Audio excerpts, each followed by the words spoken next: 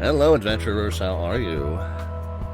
We appreciate you stopping in and checking us out for another one of our Slant Alpha adventures and another one of our Boston Virtual ARTCC Wings over New England training flight streams. Of course, we're building that playlist over on our YouTube channel of all of the 6 VFR and 24 IFR training flights as part of that program. So, still working our way through and trying to get those complete. I will confess that I am not feeling well today. So if I am not as animated as usual, if I'm a little kind of, a little more glum, a little more reserved, please don't take that personally. And we got a new visitor in the stream tonight, B. Macadoozle. I'll tell you. I mean, I'm sure once I get flying, I'll be fine. I mean, just like I said, just came down with some sort of a bug. Hopefully nothing too serious. It just has my head feeling like very swimmy right now. And, yeah, so I think flying these tonight is going to probably feel like flying with half of my brain tied behind my back, although many would argue that's how I normally fly, so maybe there won't be a difference. As far as the virus, I think this pop filter should protect you guys. But if you see this pop filter starting to melt in front of me, do get my attention and let me know. God, bear with me one second. I have to clear my throat up just a touch here.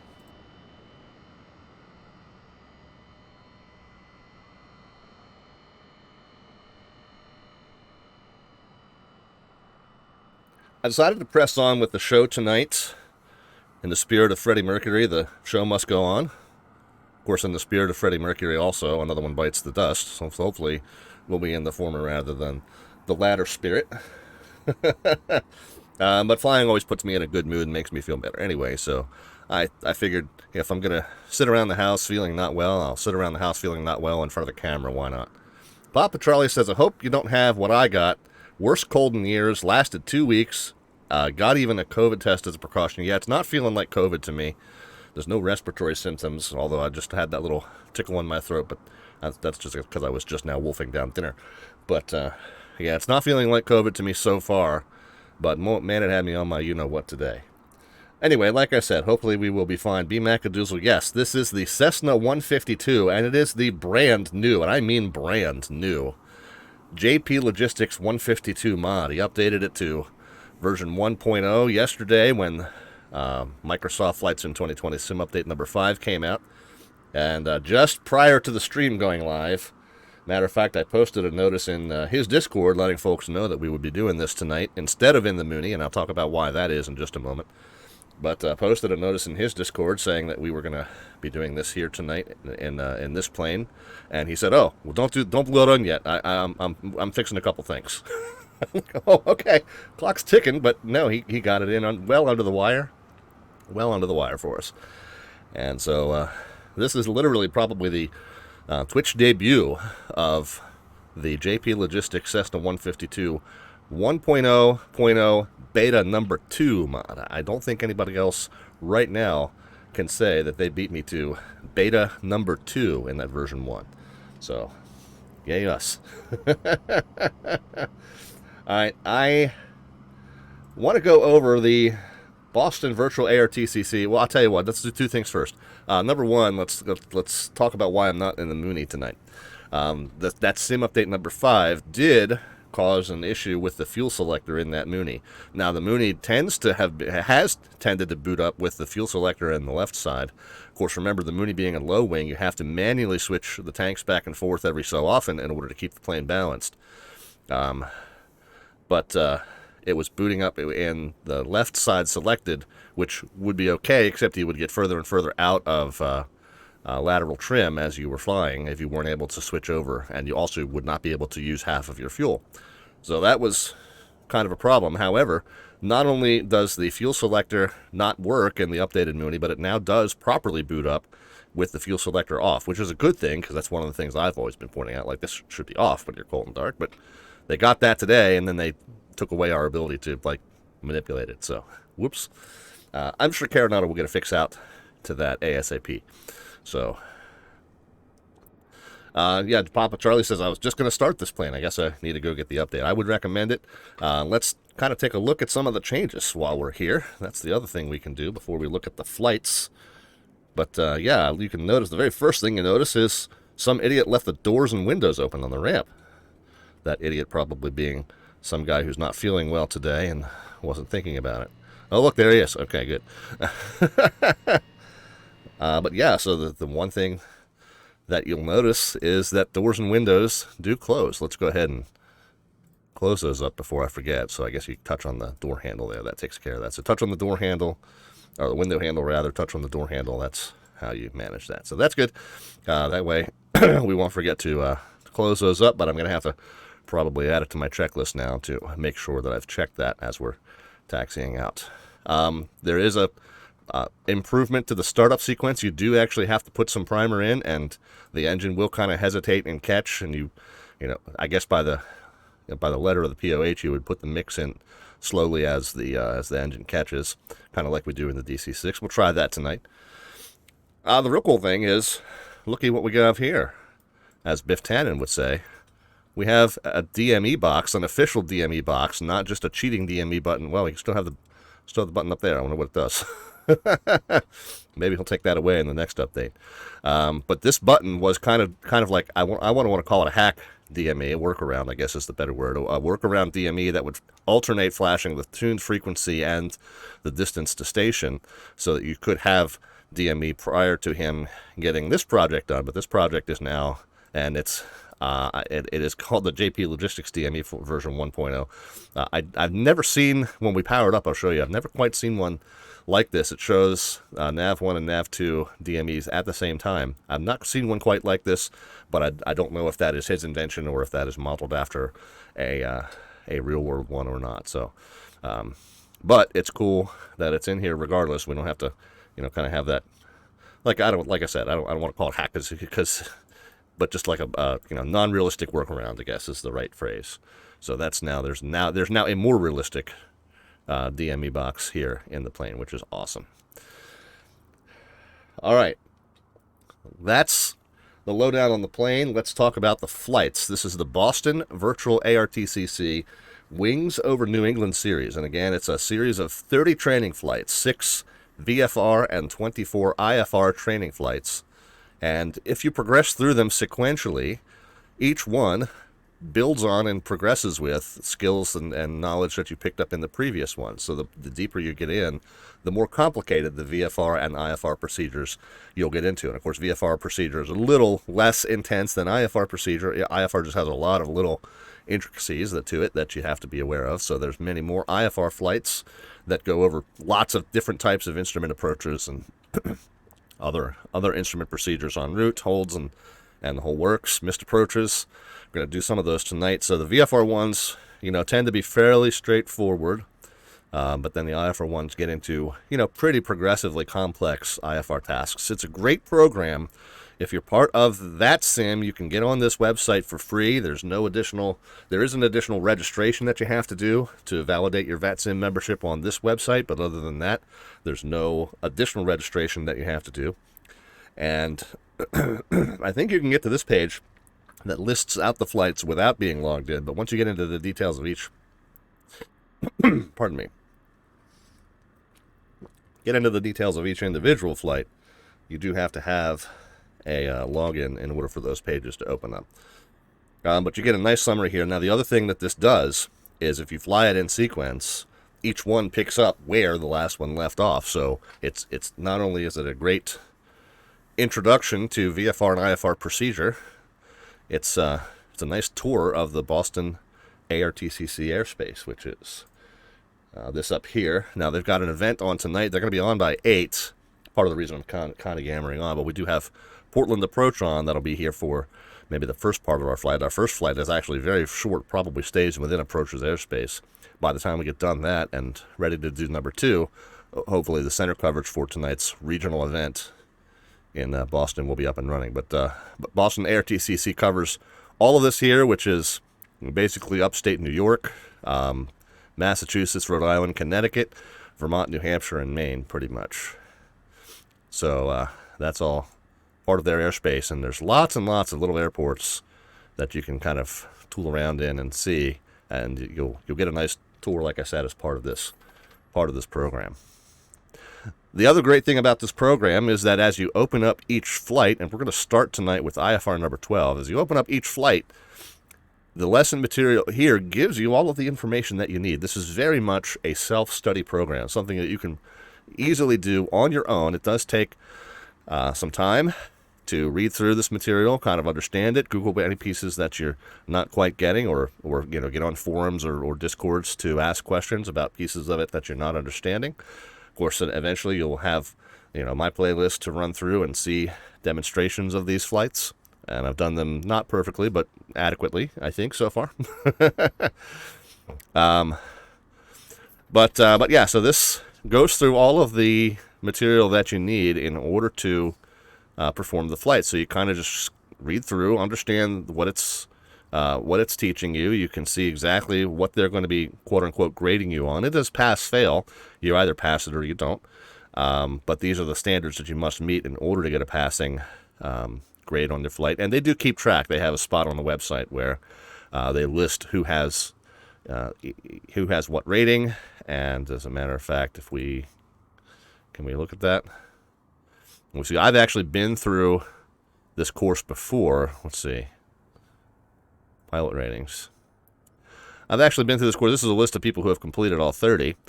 I've actually been through this course before, so you'll notice that the ones that we're doing tonight... Yeah, there's me. The ones that we're doing tonight, I don't need credit for. I basically only need credit for the 4 leading up to the last one. So if 24 is the last one, I need 23, 22, 21, and 20, because they've added those flights since I did the program last. But yeah, once you complete all of them, your name kind of goes up on the billboard up here. So there's a list of folks that have completed the entire program. Very cool little training resource here. And let's go ahead and go back and we'll read through the IFR 12. So we're at Portland International Jetport. That's where we left off here. We're going to Sanford Airport. There's no published tech route between the two, so you'll need to kind of come up with something on your own.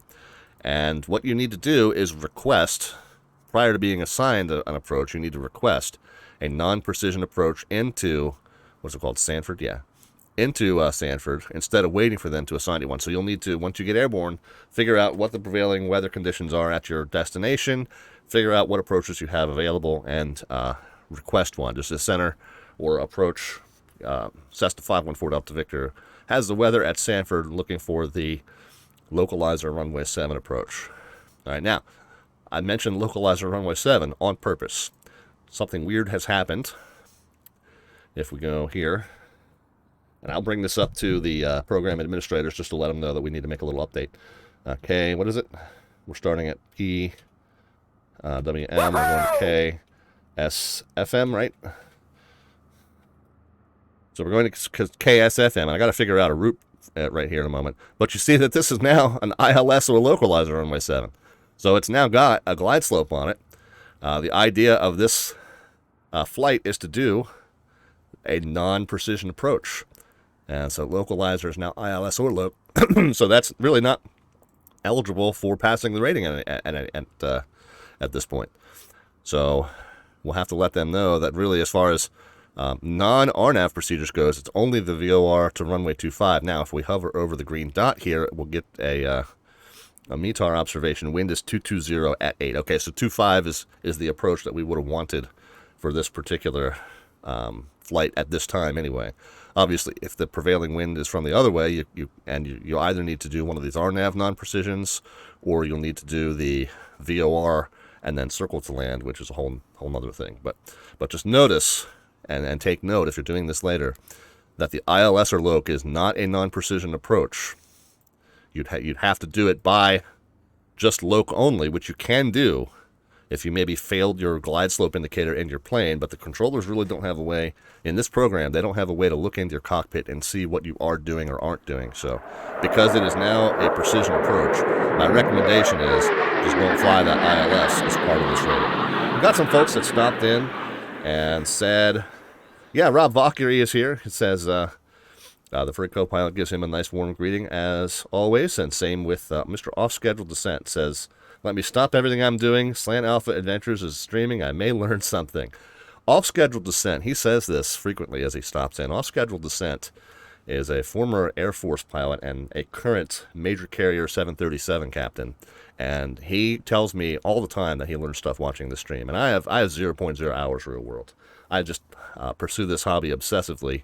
Now, of course, the one thing that he does say, which is true, is that he doesn't really have a lot of general aviation experience. So he had some, and then went to the Air Force, and then went to the major carrier. So he has flown most of his hours in big birds.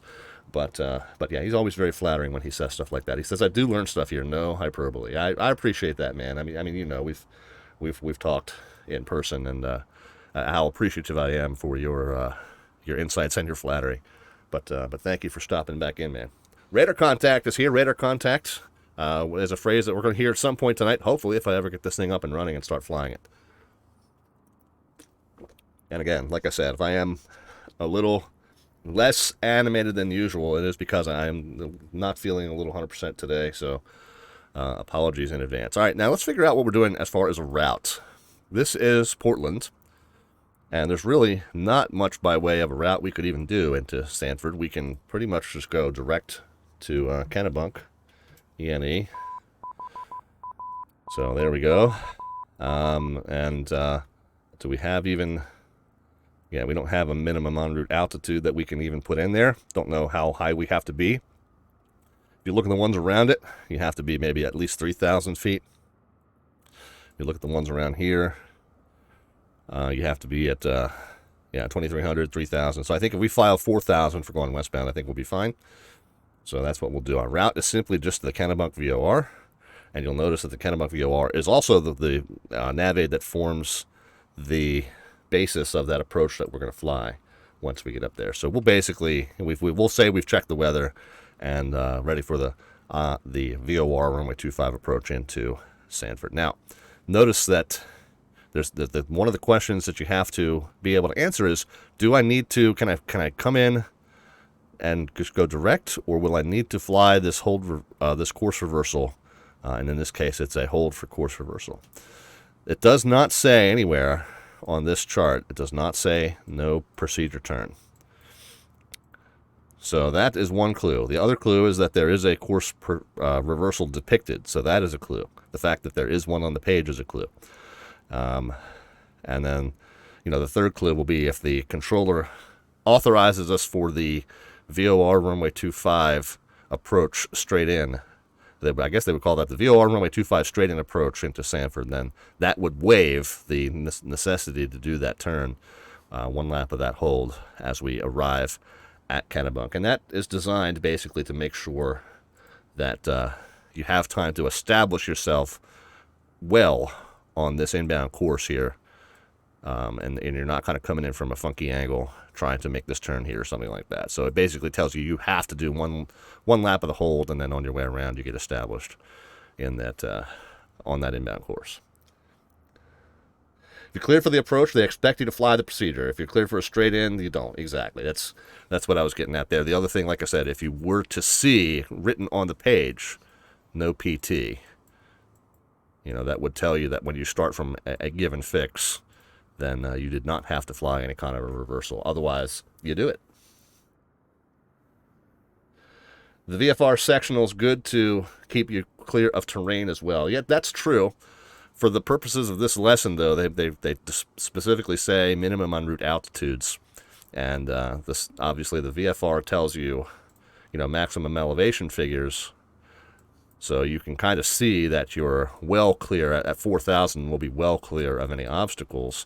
The IFR ones are higher. There's a little bit more of a safety buffer there. So we kind of have to abide by those more restrictive ones. Although, like I said, there's really doesn't seem to be a real good depiction of what the MEA for this segment just from Portland. It doesn't even really tell me which Victor airway that is. I guess it's Victor 93, but unless I'm picking up Victor 93 from Brins, there's not really... I would radar vectors to intercept Victor 93, I guess, but presumably we're just direct Kennebunk and then going from there. There's an approach like this at MAF Airport, and I asked the controller recently how many full how many fly the full procedure. He said only folks in training, right? Well, this is obviously the purpose of this series is a training flight. All right, I think we've got as much of the flight briefed as we can. Of course, I got the windows and doors shut. So it's probably getting really hot in this airplane. And again, I'm starting to feel a little better. I guess the medicine's kicking in. But let's go ahead and get underway here. I think we have gotten everything brief that we need to discuss before we go. Parking brake is indeed set. That's on the lower left-hand side. Switches are all off. Battery switch can go on. We'll get the nav and beacon light on.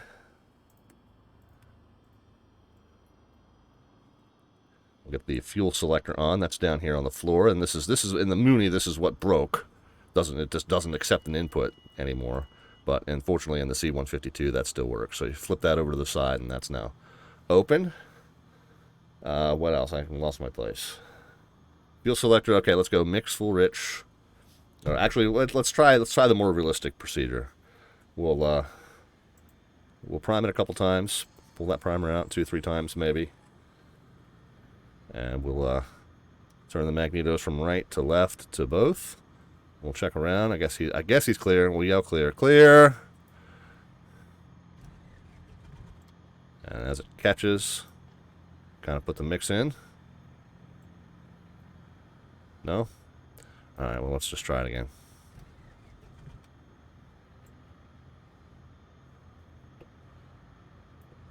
Uh-oh.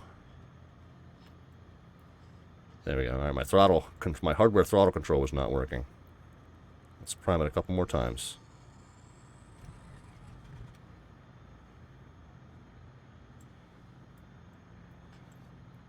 Uh-oh. I swear to God, I did a test flight in this thing today, and it did start. Alright, mix is full rich. Fuel selector is on. Maybe I'm not priming it enough. Maybe I'm priming it too much. Yeah, see, it's in certain locations, that throttle just stops moving.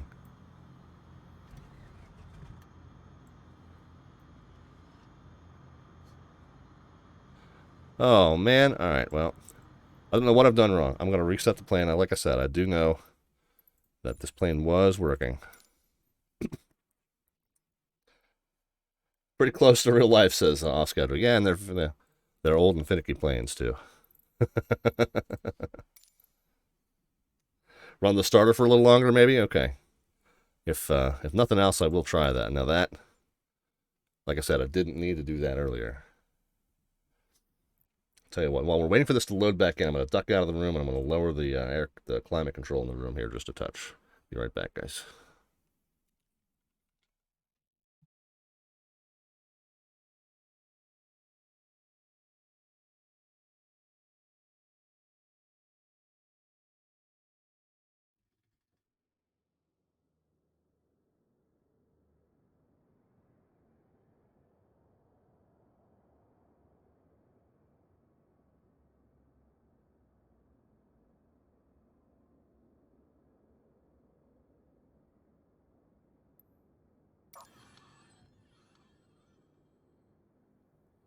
I wonder if just the length of time that I was sitting here on the ramp yammering on. Now, I had the battery off as I was yammering on.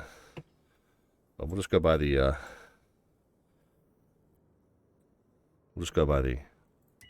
regular procedures. Battery, nav and beacon, fuel selector, mixes in, prop throttles in just a little bit. Prime it 1, 2, 3. Magnetos, right, left, both. Clear the prop.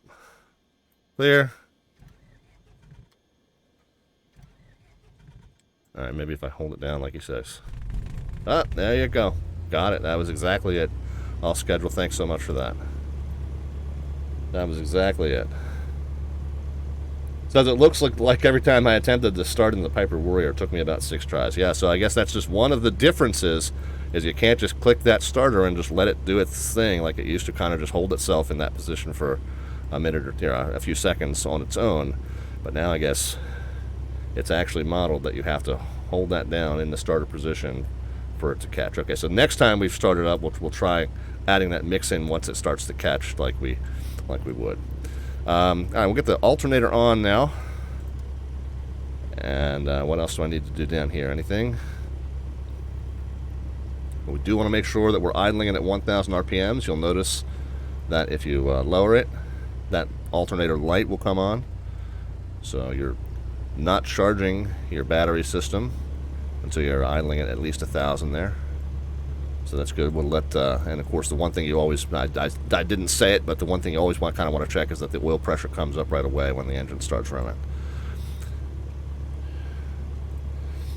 Alright, so I think we're good. Now let's go ahead and fire up these avionics here. That'd be the next thing to do. Click that on. Alright, got a test. Needles move back and forth as part of the system test. There we go. So nav 1 com 1 stock is on, nav 2 com 2 stock is on, stack is on. Here's the new DME box. Oh, Melvin was just asking in such a timely manner. I thought that this little switch was selecting whether you want it on nav 1 or nav 2. It's not. This is a power switch. Nav 1 distance is here, nav 2 distance is here, so when power's on, that's all you need to do. You just leave it. We'll turn the transponder on as well. We'll pop it into standby mode. And you can see you've got on mode and altimeter mode and standby mode there. I don't think, if we hit ident here, I don't think that will pop up in the pilot client just yet. We could try it. But put it in altitude mode. That does. The mode C light does light up at the top of the pilot client, so that's good. And if I turn it back into on. Yeah, so on or altitude, it transmits mode C over the network. And can we do an ident? Okay, yeah, you'd still have to do ident from the pilot client because it didn't seem to translate. I think that's an Asobo issue, not a mod issue. Alright, so the ident will come off here in just a moment. We'll pop it back into standby mode. And that guy just walked right through our prop.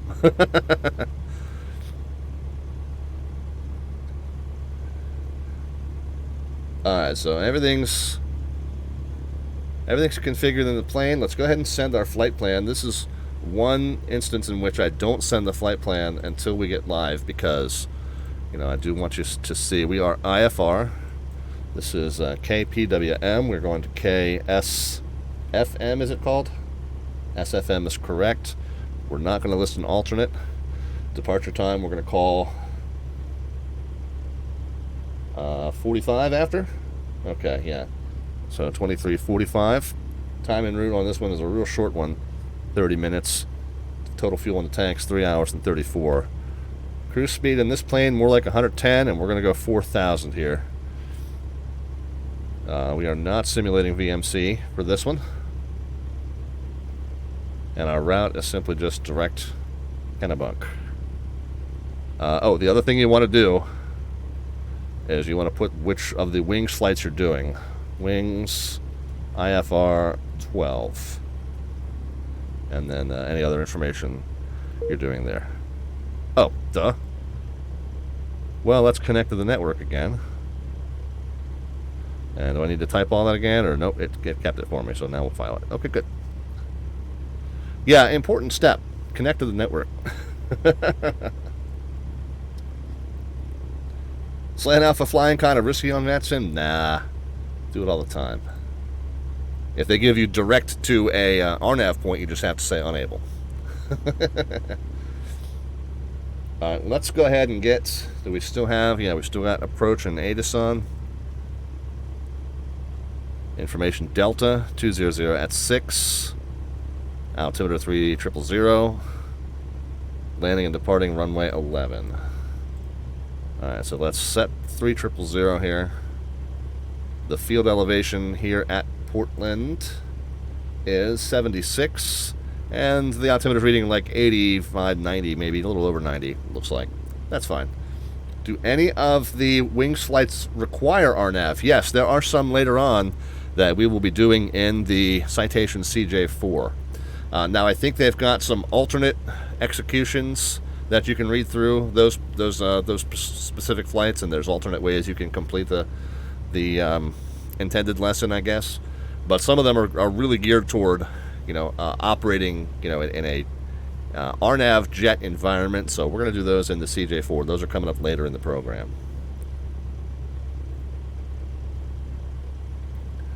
So field elevation set, we're going to just double check and make sure our directional gyro is reading the same as our compass, and it is. Could adjust it if it wasn't. Comm radios will set. Really the only one we need right now is Portland approach on 1975. So we'll go ahead and spin that down here. Swap that in. Hopefully start hearing him, but he's not. Doesn't seem like he's too busy if you look at VATSPy. So might not be hearing just anything yet. Oh, it's myself and Jordan from the Virtual USA Flying Club flying along. Very cool. All right, let's go ahead and obtain our IFR clearance. And again, it was, what was it? Information Delta? Yes, okay. And we're going to Sanford. Portland approach, Cessna 514 Delta Victor. We have information Delta IFR to Sanford for the wings IFR number 12.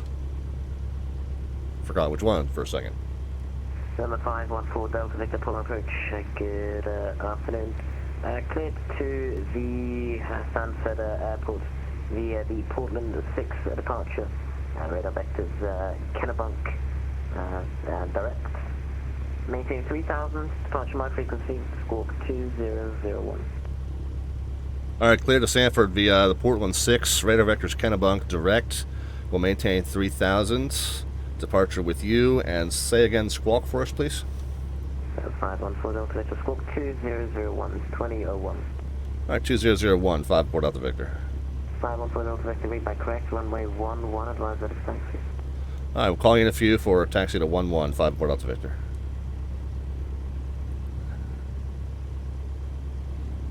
Alright, interesting. I completely missed that there is a generic radar vector departure here, guys. So, let's look.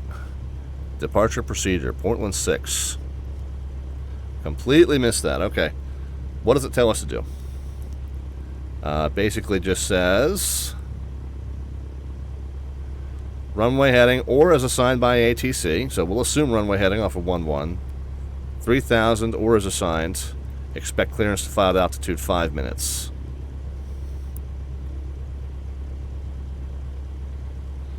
Okay, so very, very important. If there's a generic vector departure, definitely want to look that over and make sure you read through these comments. So I missed that in the briefing.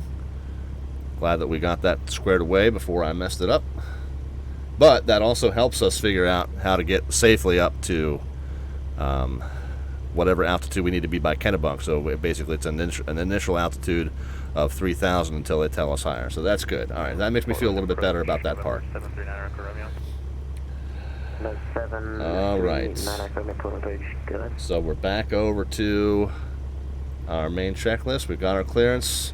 We'll go ahead and set our squawk. And what did he say was 2001? Bum, bum, bum. Da-da. Boom, boom, boom, boom, boom, boom, boom. Nav and ADF tuner set as needed means basically we just have to radar contact, hit the follow button. Thank you so much for that. 117.1 is the frequency for the Kennebunk VOR. We'll go ahead and set that in. I might have missed a follow earlier, by the way. I want to come back and pick that up, make sure that we say hi. Okay, so then we got 18.9. It's working. DME is working. Very cool. 11 negative on wings, non-echo Romeo. Excellent. Them's My Shoes is here. Them's My Shoes. How are you? There's a diverse departure procedure if there are obstacles 200 foot per nautical mile in the climb gradient. Gotcha. Yeah, I completely just didn't even think to look at there being a generic radar vector departure out of here. So glad we got it. Glad we got that taken care of. Lol troll sad is can you proceed direct on a slant alpha? How does that work? You can proceed direct to a VOR, yes, or an NDB. You can't proceed really direct to an intersection. I mean, you can. There are ways you can kind of off-schedule descents found to tell us that there's ways you can do fixed-to-fixed navigation using that E6B calculator. But direct to a VOR is fairly simple. You spin this until it centers, and whatever radial it centers on, that's the direction you fly to go to that VOR. Yeah, they'll give you, exactly, little troll, they'll give you a fly heading such and such, and when able, direct to Kennebunk or whatever. But yeah, we're already receiving Kennebunk on the ground here, so. Yeah, man, absolutely. Let's swing back and catch the couple of follows that I might have missed. Oh, we got some cheer bits from off schedule. That was the one, that was the beeping that I missed earlier, so thank you very much for that. Alright, let's finish up the briefing here. We got radials set as needed. We are flying that VOR runway 25 approach, so we already have the nav aid for the approach set, and the missed approach hold is also that Kennebunk VOR. So nothing else we need to tune, just everything's on that Kennebunk 117.1. We want to go ahead and check our flap operation. Okay, so that's one thing that changed in this. So this, I had this on an axis, and it operates continuously now rather than automatically going to the détentes. So we'll just have to approximate. It didn't used to do that. It did automatically kind of go to the détentes. So that's one thing that has changed in the latest update. But we can see that the flaps are working. Yeah, all right. Very cool. And somehow I didn't get that door closed. What about that side? When we rebooted the plane, I guess. We'll stay IFR, but just tentatively plan on us canceling IFR and going VFR once we're out of your airspace. Alright, so once we are ready to go, we'll go ahead and set flaps 10. Should be about there. Oh, of course. Never mind. I'll advise on an approach and just do IFR. Sorry about that, Nana Romeo. When you're able, let me know if you're approaching. Alright. The last thing we want to do, check our oil temp, make sure that it's up, and it is, and let's take a look at the taxi routing here in Portland. We're going to runway 11 for departure. And we're up here, I guess, near where it says fire station, I guess, is where we are. We're somewhere on this north apron ramp. So we'll come down via Charlie, westbound via Alpha. Of course, the signs may or may not be accurate. Out to 11. Number 739 Echo Romeo, fly heading 180, wind 100 at 6. I think we're ready, guys. Let's go ahead and get the taxi lights on. On departure, heading and 180, clear for takeoff, 1 at Echo. Get rolling. We need to kind of be flying or taxiing in the southbound direction at first. So I guess we'll go kind of over our right shoulder. Oh, the one thing I do normally do, since we saw that departure procedure said runway heading or other heading as assigned. We'll go ahead and set that to. Does this still work? Yeah, nice. Okay, so set that to runway heading. That'll help us out. Approach Cessna 514 Delta Victor, ready to taxi with Delta. Number 514 Delta Victor, runway 11, taxi with Charlie Alpha. All right, Charlie Alpha to runway 11, 514 Delta Victor.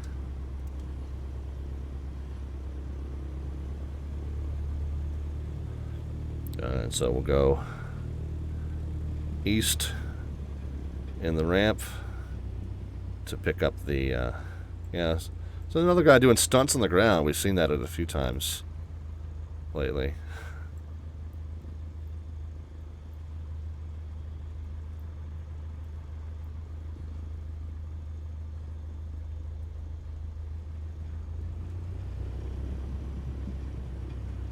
Alright, so we're taxiing southbound now. Yeah, we should be.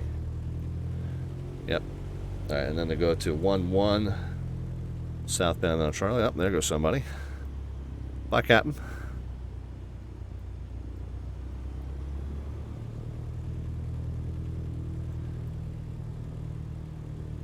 Oh, and let's get our mode C on. I didn't do that somehow. Altitude mode.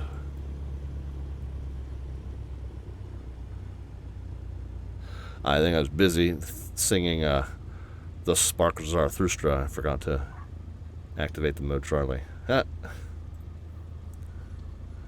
My landing rate stats window activated. I guess we hit enough of a bump for it to consider it a landing. That doesn't bode well. Alright, so right turn on Alpha to taxi in the 29 direction. Passing 1,600. What's the ICAO code here? We are at Portland, PWM. Kilo Papa Whiskey Mike. Kennebunk, maintain 4,000. Direct Kennebunk 4,000, Annika Romeo. Alright, now notice what we were talking earlier about going direct to Kennebunk. I've got the course needle centered on our direct course right now. Now, by the time we fly out runway heading, our direct course to Kennebunk is probably going to change. Whenever you're told direct, you don't have to pick up a specific radial. Direct just means whatever radial you happen to have wound up on, just center it and follow that one in.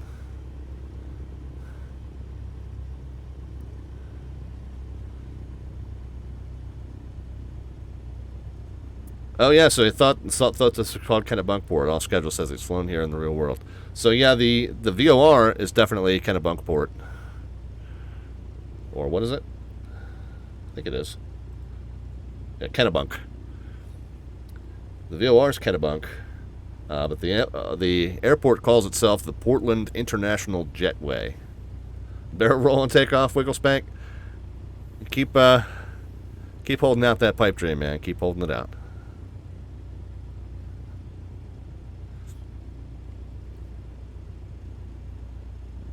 Oh my god. A puppy toy massacre has occurred.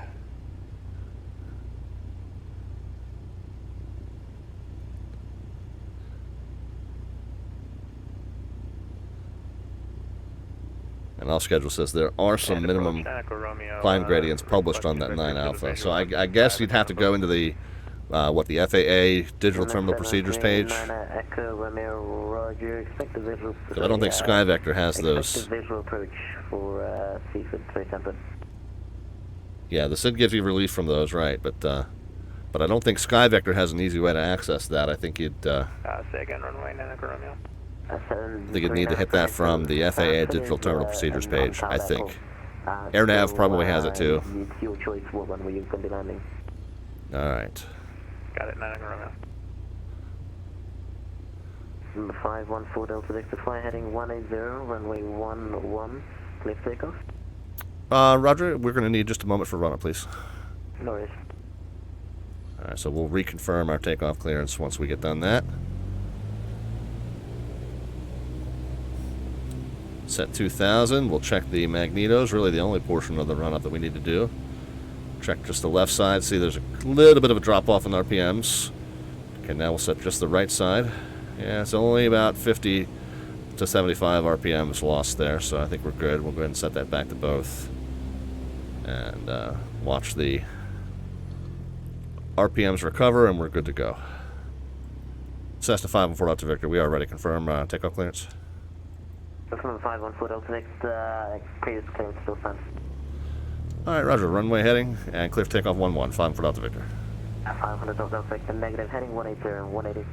Okay, 180, and clear for takeoff 11, 514 Delta Victor. I'm glad I asked.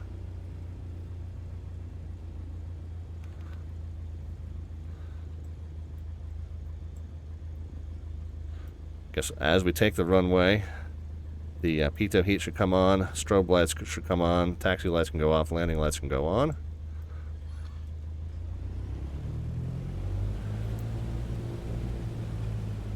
Temps and pressures all looking good. Takeoff flaps are confirmed sets.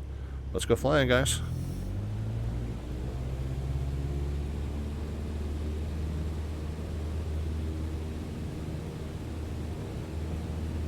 Airspeed's alive. We got 40. We'll rotate her at 60.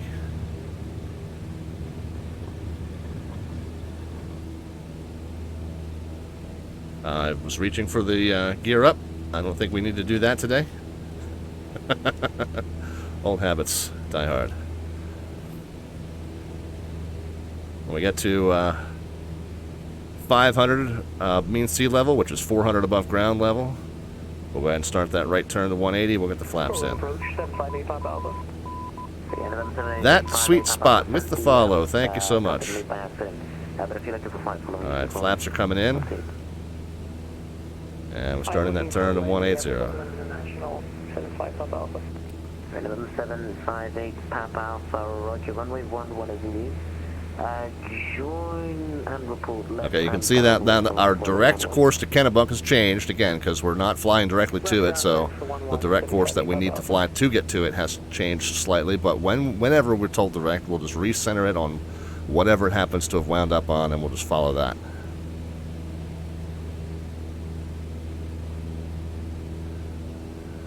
Approach 514 Delta Victor Airborne 1000 going to 3000. 514 Delta Victor, radar contact, clear Kennebunk, coordinated 4000. Advise weather and no time for Sanford, and when able, advise your approach request. Alright, 4000, direct Kennebunk.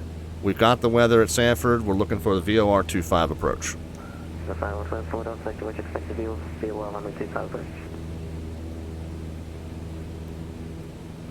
Alright, so I'm going to spin that OBS until that needle centers. I'm going to spin the heading bug until the heading matches. Looks like it's slightly right of a 2-4.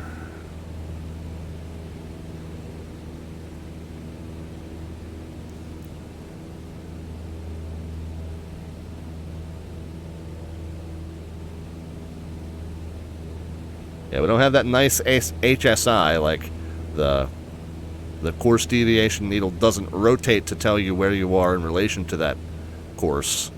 So you kind of have to look at two gauges here. You look at this one to see what the heading or the course 2 station is, and then you look at this one to see what your course is, your heading rather. 758 Papa Alpha, so usually approach covers it top down, but you're in luck because tower is actually coming online in a second. Alright, now, we've already told them that we want the VOR runway 25 approach, or I might have said 24 by accident, but 25 is certainly the correct one. 28 kilos, 28 miles south from Kennebunk VOR. We have information Delta, and we request full stop at Portland. 261 and 081 is the course. We are already tuned to the right station, 261. Our intercept altitude will be somewhere at or above 2,000. We do have to do the 1 minute holding pattern. We're back at the final approach fix at or above 1,700. And then down to minimums at 3.1 miles. Minimums for the straight in, 640 feet mean sea level. Elevation at the field is 244, so we'll just call it 250 round figures. Yeah, it looks like if we come in on 2.5, it looks like everything we want is off to the right and then crossing 3.2. So we'll know that it is a right turn off if we go missed. I'm sorry, a right turn off if we don't go missed. If we do go missed, it's a left turn off back direct to the VOR. The last thing we do need to get a full, complete briefing is the weather conditions. So even though we told them we had the weather, I mean, I remember from SkyVector it said, 220 at 8 or something like that. But we'll go ahead and go ahead and just update it just to be sure. Dot METAR. Let's see if I can keep the plane from falling out of the sky while I do that. Okay, what are we? We got somebody saying hi. Hold on 1 second. I'll get to that in just a moment. SD. What is it? SDM? SDF? SDM? I don't remember. Where are we going, guys? SFM. That's close. 220 at 8 is correct. 10 statute miles. Overcast at 8. I think that says they overcast at 8,000, so that's not going to bother us. 3001's the 3001 is the altimeter. We'll change the altimeter. Notice that I'm a little bit off course now because I was kind of buried down, heads down in the charts, so I'm going to recorrect that OBS back to a 2.4, and then set the heading back to 2.4. And then we're almost at our cruise altitude as well. Going to lean the mix out, see if we can get just a touch more power out of it.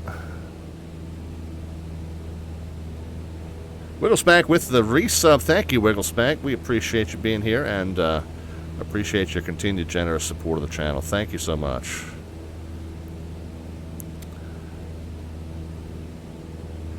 November 739 Echo Romeo, advise the airport in sight, 12 o'clock, 7 miles. In sight, 9 Echo Romeo. November 9 Echo Romeo, cleared visual approach to the Sanford airport. All right, coming up on 4,000. We'll... November 514 Delta Victor, are you direct to Kennebunk at this time? We are. We got a little off course while we were buried in the charts, but we are direct Kennebunk. November 4 Delta Victor, roger, break. November 1928 Kilo, full in approach, radar contact, 15 miles south of Kennebunk VOR, maintain VAFR, the Portland altimeter 3000. Roger, maintaining 5,500 feet, on altimeter 3000.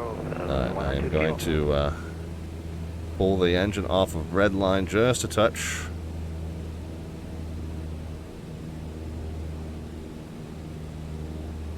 Continue to trim down as the speed picks up. Your lift, your plane wants to pick up more lift. So as that speed picks up and gets to your cruise speed, you're going to continue to need to adjust elevator down or elevator trim down, one or the other or both. November 739 Echo Romeo, just report your cancellation of IFR on this frequency, please. DME, in the air or on the ground. 11.1 and counting down. And just please be I wonder if this DME button still does what it used to do. You can cancel IFR right now, Echo Romeo.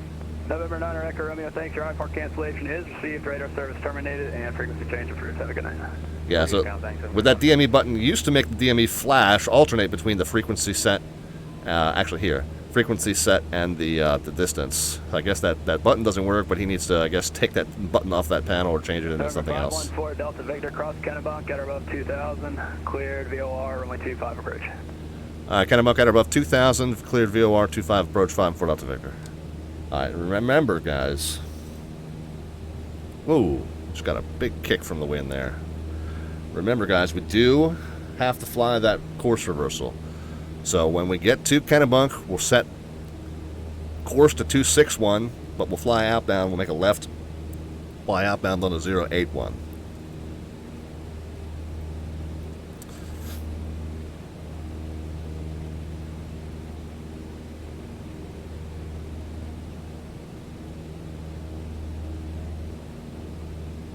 And you can see I'm drifting slightly off course again. VFR at or above 4,500 for now. So we'll just readjust a degree or two left of 240.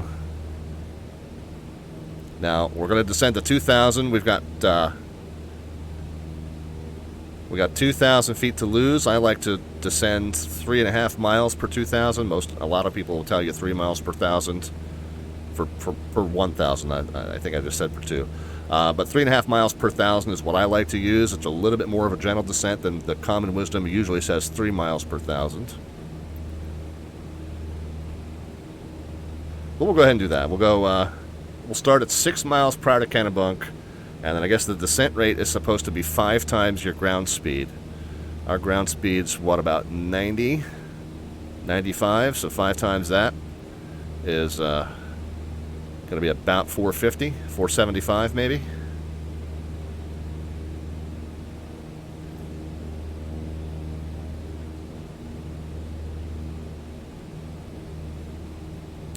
All right, now we're slightly left, of course, so I'm going to come back over here to the right.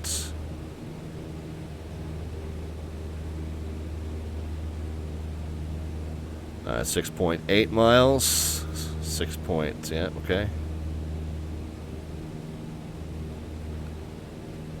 Another nice little kick from the wind.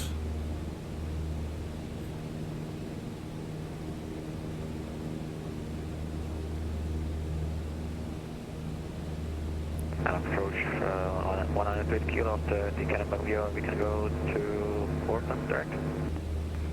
And November 28 kilo, you can just maintain VFR and proceed for a right base so runway there's 11. 6 miles. Roger, proceeding right, base for May 1128 kilo. So we're aiming for about a 500 foot per minute descent. And for every mile, we should be descending maybe 333 feet. So we should be 666 feet at 5.0 miles. Okay, so we can shallow the descent just a little bit.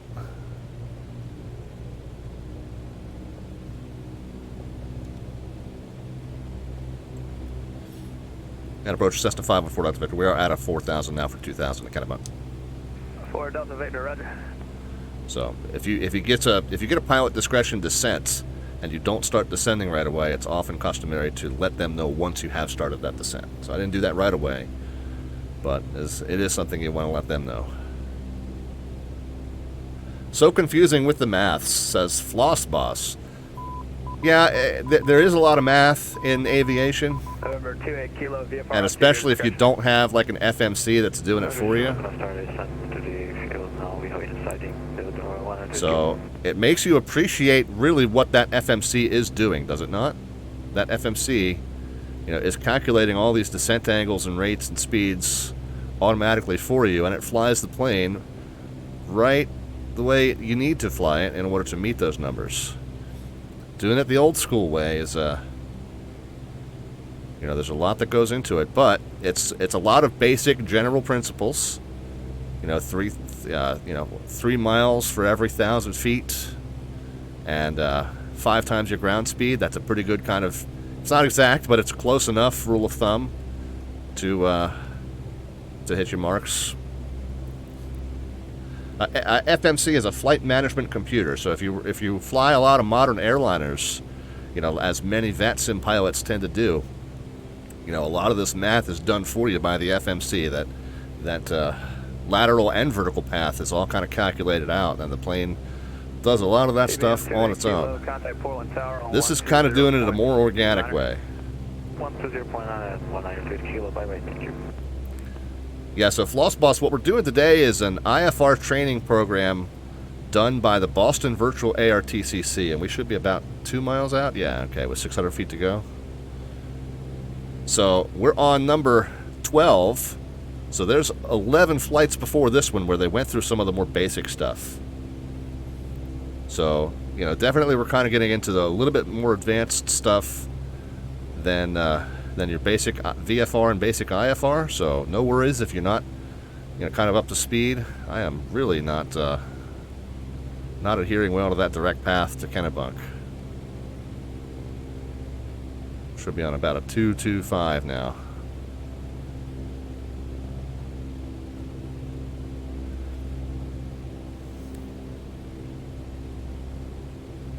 Yeah, I was way over to the right. If you look at that gauge up in the upper right, yeah, now you can see it's gonna peg to one side no matter what we do now, because we're about to pass the VR. So we need to turn to that 081 and set the course for a 261. So there's 081. And we'll get that course set to a 261. And we'll maintain 2,000. We are cleared for the approach. We want to get some power back in now that we've leveled out. We are cleared for the approach, so we can descend as the approach permits us to do. So essentially, once we're established back inbound, we can go from 2,000 to 1,700 as we get back to Kennebunk. All aircraft information echo, current Portland altimeter 3000. Alright, so we're on that 081, or coming up on it. I'm watching the second hand of my clock here. It just passed the 2 for 10 seconds after the minute. I want to follow that all the way around once till it's 10 seconds after the next minute. Are you coordinating your turns with rudder? A little, not as much as I probably should. I haven't really been watching the ball. Normally if you're nice and slow and smooth, the plane stays pretty coordinated,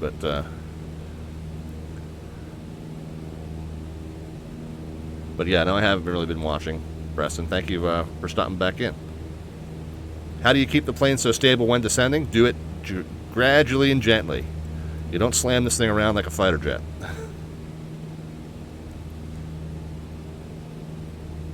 What it looks like from the outside, by the way.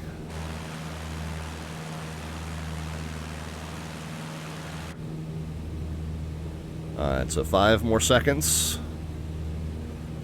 Make sure we stay down at 2,000. Alright, there we go. Now we can turn back into that 261. We're going to watch.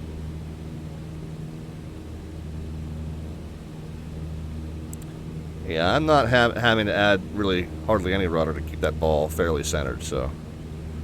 I do have the nose up a little bit. You can see I picked up a couple hundred bonus feet for you, so we'll get that back down to 2,000.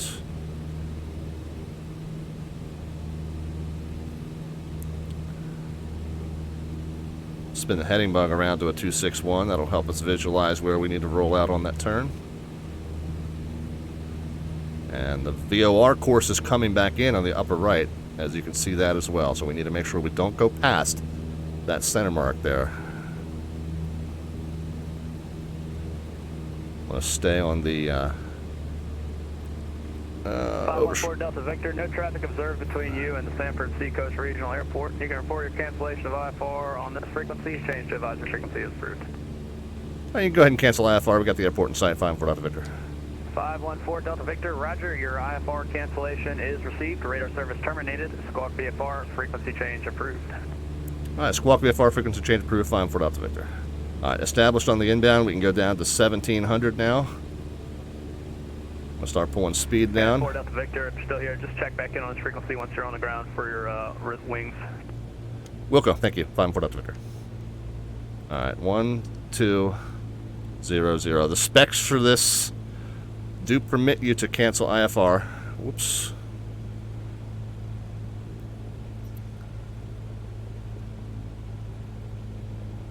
Hang on. Hang on, guys. I'm way left of course here. Let me get that back on. Hope that's not a failure.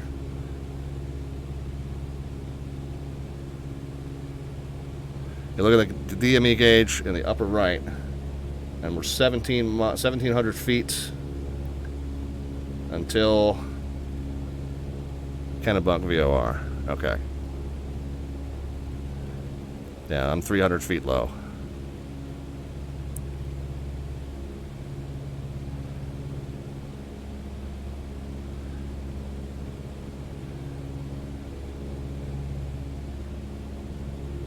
Yeah, hang on, guys. Approach Cessna 514 Delta Victor. 514 Delta Victor, go ahead. Yeah, we're back with you. Just realized we kind of botched that approach and want to just go ahead and get vectors back to Kennebunk for a second attempt. November 514 Delta Victor, yeah, that's fine. And November 514 Delta Victor, squawk 2046. All right, 2046, 514 Delta Victor. Yeah, 2046. We were 300 feet low at Kennebunk. Should have been at 1,700, not 1,400.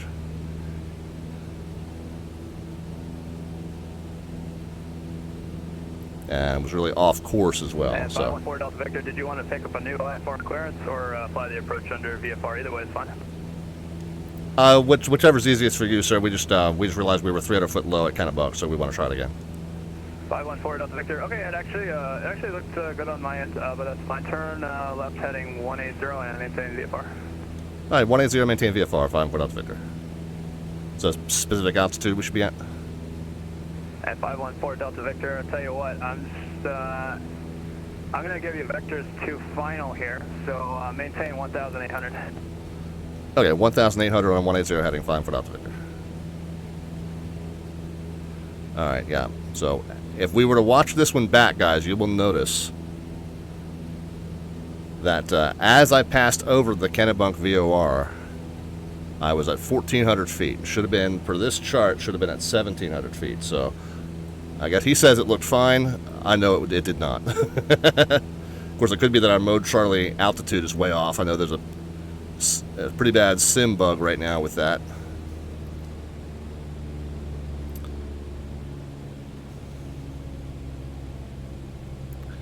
So who knows? Maybe we were off by 300 feet. Victor, turn left heading 080. All right, 080, 5 for Delta Victor. All right, back to 1800, 080. We'll spin the heading bug around. Still got that 261 set on the course. 1800 is what he gave us. We'll go ahead and add some power to level off there. So basically, from when we were established on the inbound course at 2000, that's the last thing we did right.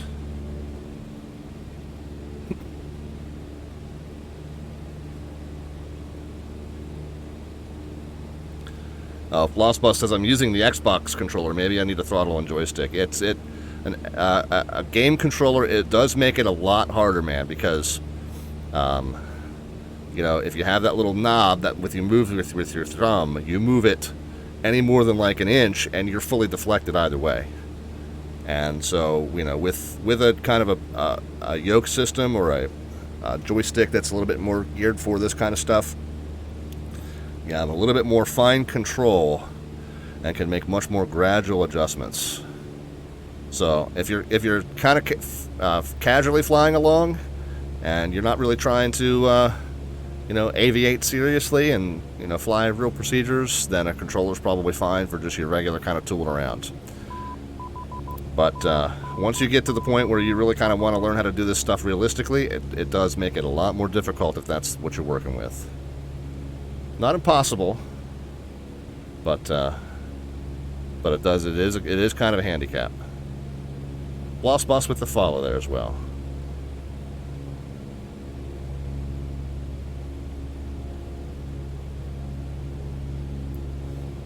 Alright, so we're 080, 1800. If you fail a wings flight, do they tell you they have a number for you to call? No, they do this.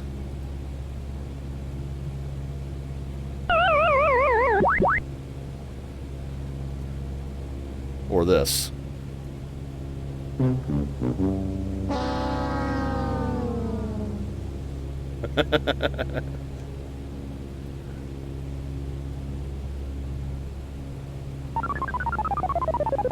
Or that one, yeah. Or this one. Uh-oh.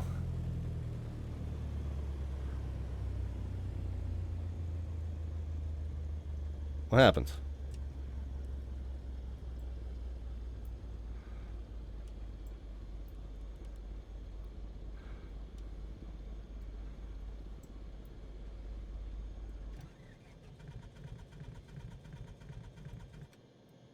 Portland approach 758 Papa Alpha. 758 What happened? Alpha, Portland approach. I was waiting for your call here. You're on the wrong code, sir. Squawk 2001, please. 2001, and I was not handed off by tower. 758 Papa Alpha. Okay, he said he lost comms with you. He was trying to switch you over, but he couldn't hear you. Hey Papa Alpha, do you have Microsoft Flight Simulator 2020? That's a negative, sir. 857 Papa Alpha, radar contact, and VFR out to your discretion now, and you can proceed on course. I have no idea what best glide speed is in this airplane. 5 and 4 Delta Victor. We seem to have lost our engine. Do you have a closest airport you can vector us to?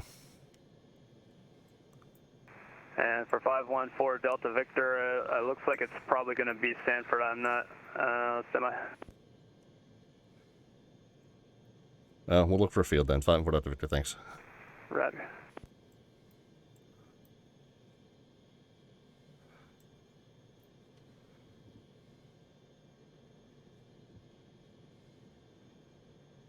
Yeah, I have no idea what happened there. I wonder if I was running in the engine too hot.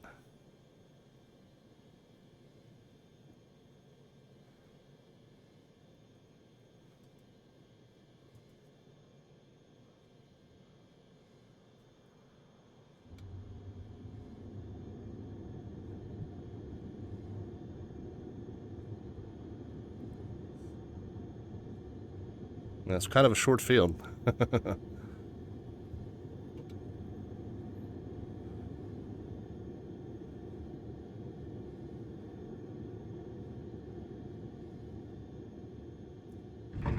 November 758 Papa Alpha, what's your on-course heading? Papa Alpha, we are currently going 117. You'll be turning to the south momentarily. Well, I didn't get a chance to get predictions in for that. Hey, Papa Alpha, roger. And were you looking for flight following to any particular destination? Negative, 8 Papa Alpha. Roger. But I'm pretty happy with it. For under the circumstances, that's not bad. Now, why? Why did it happen? Don't know. Have to watch the stream back, maybe. Obviously, there's no oil pressure now. Yeah. So, not sure what happened to cause that. We've got plenty of fuel. I'll have to watch the stream back and see if there was some sort of indication on the temps and pressures of the oil system. I know I was pushing the engine pretty close to redline that entire way. Maybe that now punishes you for that. I have no idea. I have no idea. We'll have to talk with our friend JP of JPLogistics and see if that's something that he modeled in or something maybe that now Asobo has modeled in. I have no idea. But I'll tell you what, let's go ahead and boot back up at the Portland, and we will try that one again, guys. Let's take it from the top. Landing light's still on. You know, overall, all things considered, I was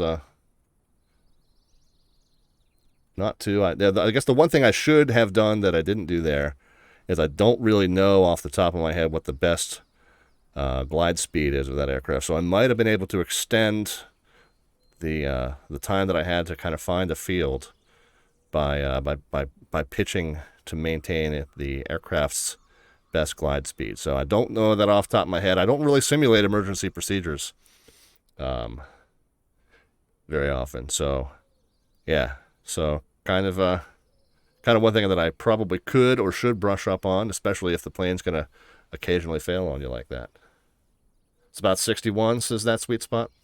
Max Seldom is here. Hey, Max, how are you? I haven't seen you here in a little bit, but good to have you here.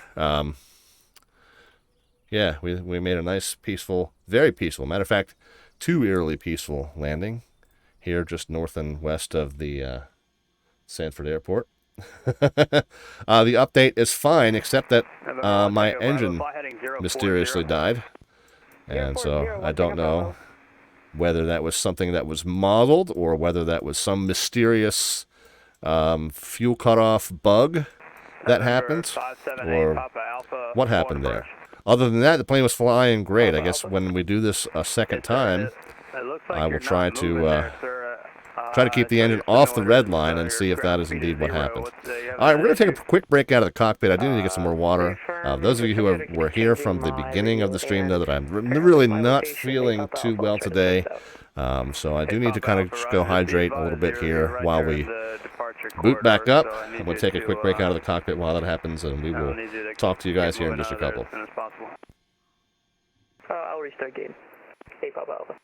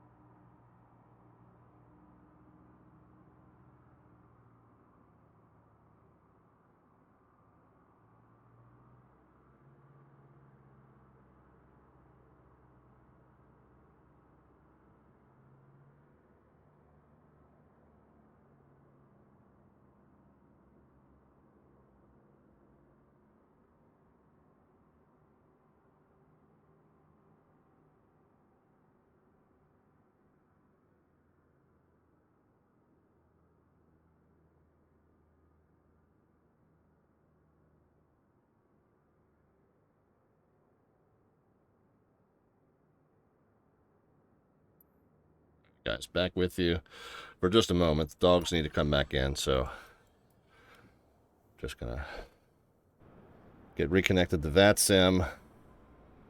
And I know that I love the two towers here. Lord of the Rings reference here at Portland. Oddly fitting after the fail sounds, says Birdie. Yeah, indeed. Yeah, let me get reconnected to VATSIM.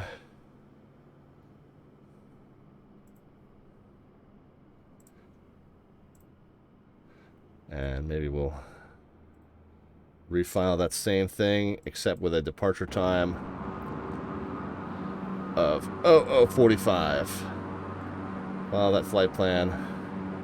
Alright, and then there's a lot more activity here at the airport now, because their events, Boston Virtual ARTCC's event is underway, and this is one of the focus fields. So yeah, there's 4 of us on the ground there now. A couple more inbound. Alright, so if I can, I'm going to try and get the plane started back up for you. Let you guys listen to the air traffic control communications as we let the dogs back in. Let's see, fuel, I think we said we wanted to set 46, and then payload was pretty much over. Yeah, about there. Alright, let's get this thing fired back up. Get the radios on so you guys can hear the comms at least, while I run back outside and grab the pups. Parking brake is set. All switches are indeed off. Battery switch can come on. Beacon and nav lights can come on.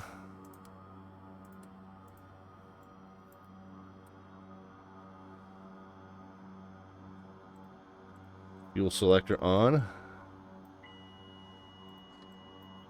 Mix can go full rich. Flaps up. Throttle to about there. We'll pull the primer a couple times. And actually, let me try this with the mix lever out. Again, you know, we were talking about the more realistic setting. Magnetos to both. Clear the prop area. Clear.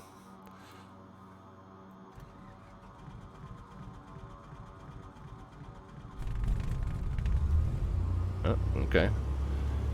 Kind of did fire up a little more realistically there. It's kind of cool. Get the doors closed.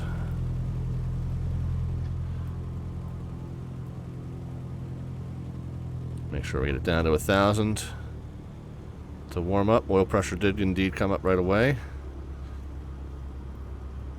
And we'll go ahead and get the radios on so you guys can hear some of the activity here at Portland while I head out of the room.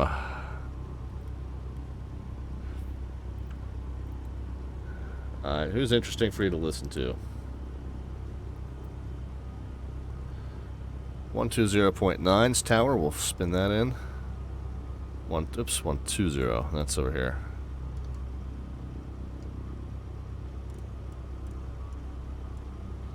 Runway 11, yeah, DB9, who you got?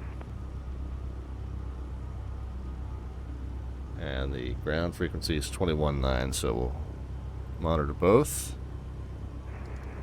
TBM 1 Tango Bravo, say your parking. I'm going to be the General Aviation 1 Tango Bravo. Roger, you can plan to exit Charlie. Plan to exit Charlie, and yeah, we're just going to refuel, and then we're going to head back out to Boston. Roger. Alright, so there you are. You guys can watch and listen as we take a little break, and I'll be back with you in just a couple.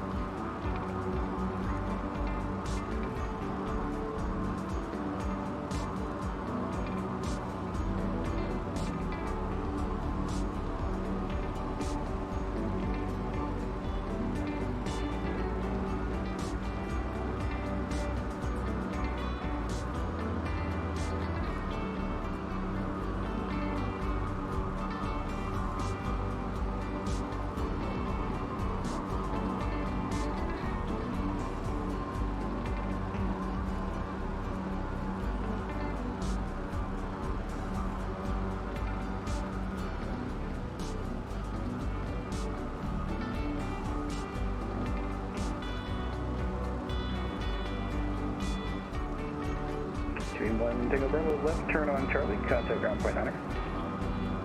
Left turn Charlie, ground point Niner, 1 Tango Bravo.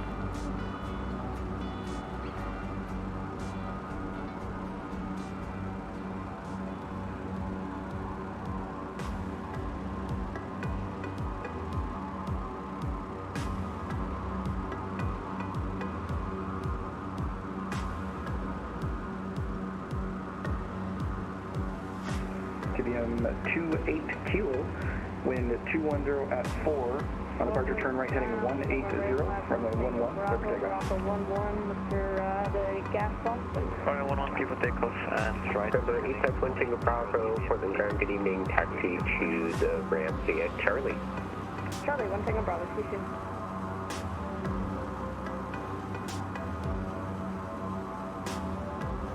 And 1 Tango Bravo, if I want a file a plan and head back to Boston, should I disconnect from VATSIM, refile, and then reconnect again, or should I just refile?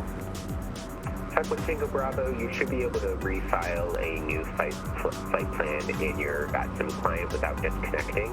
And then you should contact Portland Delivery on 121.65 to renew your clearance. Roger, thank you. 1 Tango Bravo, we'll see you soon. Alright, we're back. And better than ever. I guess. Our engine's running, last I checked at least. That's a plus. Maybe. Yeah, it is. Okay, good. I think I ever turned the alternator on. So hopefully we didn't just kill our battery there. Radios are still functioning, so I guess we're okay. Alright, we'll take it from the top. Yeah, Mesneck, it is indeed the brand new beta number 2 of the JPLogistics C152 mod. So let's try this again. We have refiled that flight plan.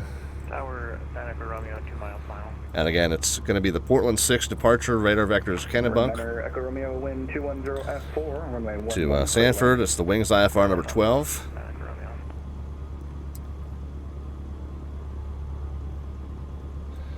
So let's try it again, guys. One thing I am going to update here in my planning spreadsheet is the departure time. It is now, we're going to call it 20.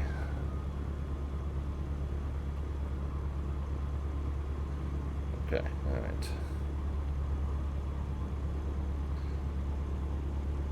Back over to the checklist.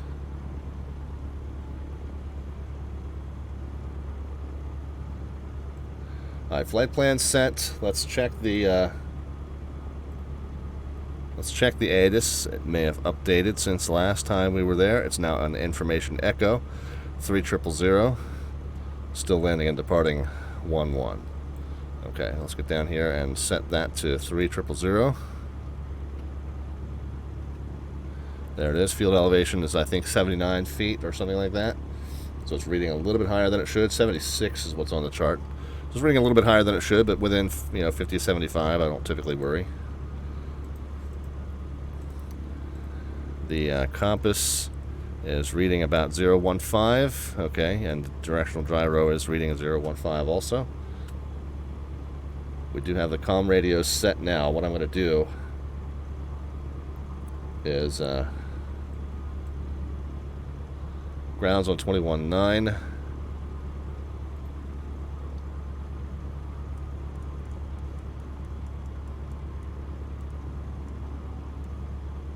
Take off the monitor for both.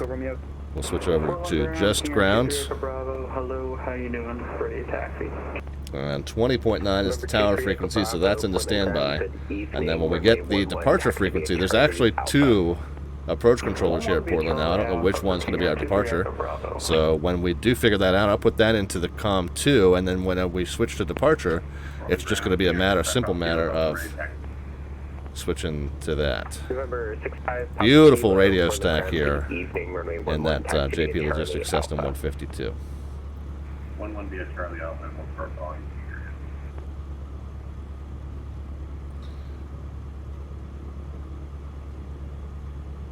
Alright, so we know the initial altitude. We don't know the departure frequency because there's two to choose from. We're going to get reissued a squawk. The initial altitude should be the same. Oh, is there a delivery controller here? I guess I should check that. Yeah, there is. 2165.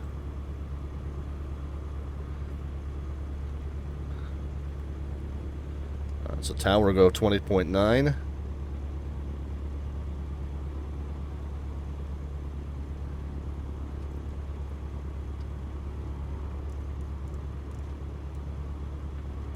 Uh, 2165 is delivery.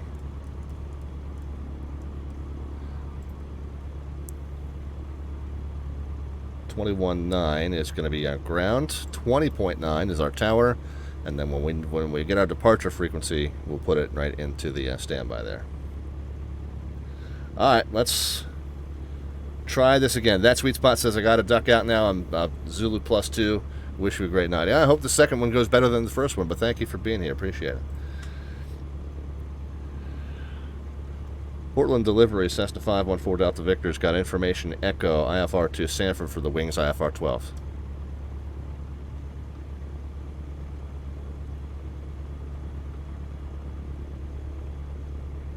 CBM 1 Tango Bravo, we're ready for taxi. November 514 Delta Victor, Portland clearance, clearance on request, number 1, standby. All right. November 851 Tango Bravo, contact ground 121.9, have a good night. 0.9, have a good one, 1 Tango Bravo.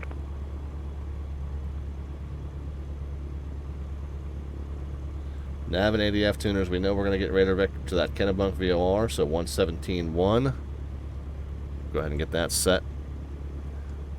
November 514 Delta Victor. Sorry, disregard that.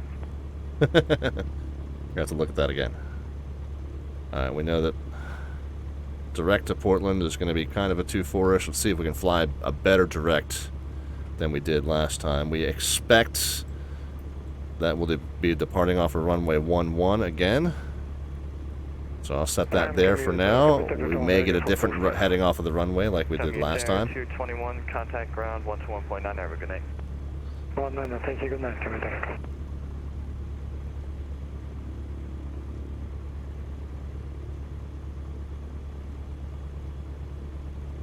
Two-type flight needs a raffle ticket. Let's go ahead and take care of that.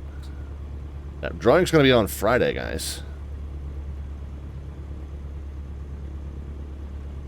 Talk about the raffle here in just a moment.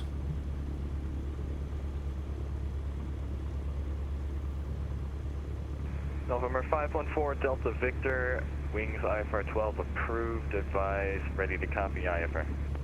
Ready to copy. November 514 Delta Victor, cleared to the Sanford Airport via the Portland 6 departure, radar vector is Kennebunk, then direct. Maintain 3,000, expect 4,010 minutes after departure. Departure frequency 119.75, squawk 2013. Alright, cleared to Sanford, Portland 6, departure radar vectors Kennebunk direct. Maintain 3,000, expecting 4,010, 119.75, 2013, 514 Delta Victor. November 514 Delta Victor, read back correct, advise this frequency ready for taxi. Alright, we'll call you ready for taxi, 514 Delta Victor. Alright, so they want us to call this frequency ready for taxi, even though all they do is hand you over to the ground frequency, but that's fine. If that's what they told us to do, that's what we will do.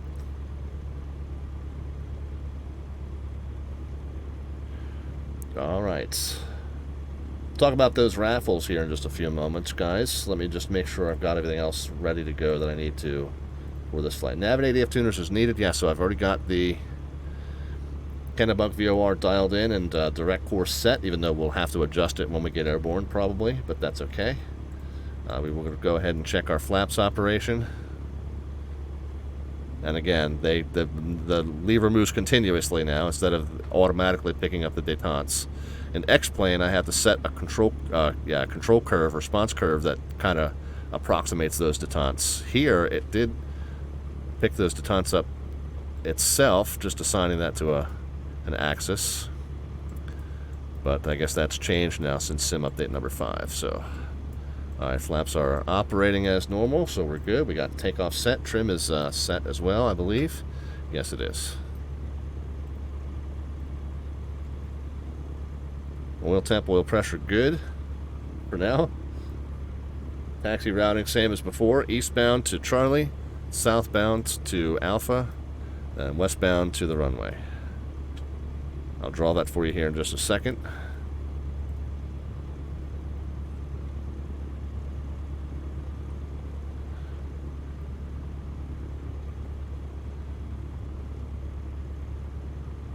But we're somewhere in this area. We'll go eastbound. We'll make a right on Charlie. We'll make a right on Alpha. We'll take Alpha all the way to the end, and there's runway 11.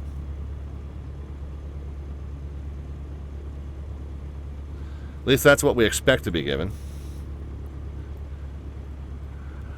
Clearance Cessna 514 Delta Victor, we're ready. Cessna 514 Delta Victor, contact ground 121.9, have a great night. Alright, ground point 9 or 514 Delta Victor, we'll see you. Alright, 21.9. Oh, and the departure frequency we were given was 1975. So I'll get that dialed into the standby on COM 2. November 514 Delta Victor, Portland ground, good evening, runway 11, taxi via Charlie Alpha. That wasn't me that had called, but runway 11 via Charlie Alpha 514 Delta Victor, okay. 51 Delta Victor, sorry about that, last aircraft calling, state request again. Commuter 21, we're ready to taxi. Commuter 221, so sorry about that, runway 11, taxi via Alpha. No problem, we're Alpha for 11, commuter 21. Alright. So east off of the ramp to Charlie. Southbound on Charlie. We'll pick up Alpha. Go westbound.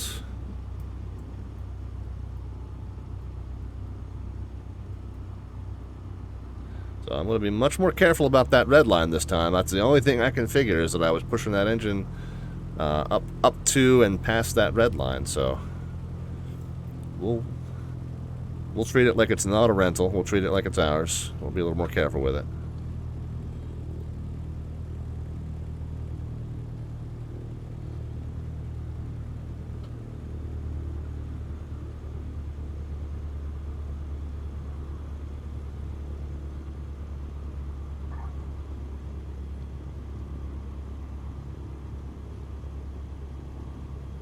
That's that same spot that triggered the landing rate detector earlier, but it didn't this time.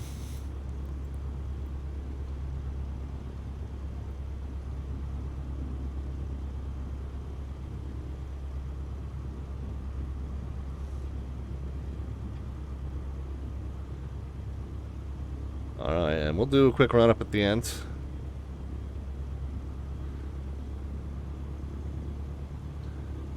Looks like I'm 10 degrees off with my runway heading. Had it set to 10 rather than 11. Got that fixed now.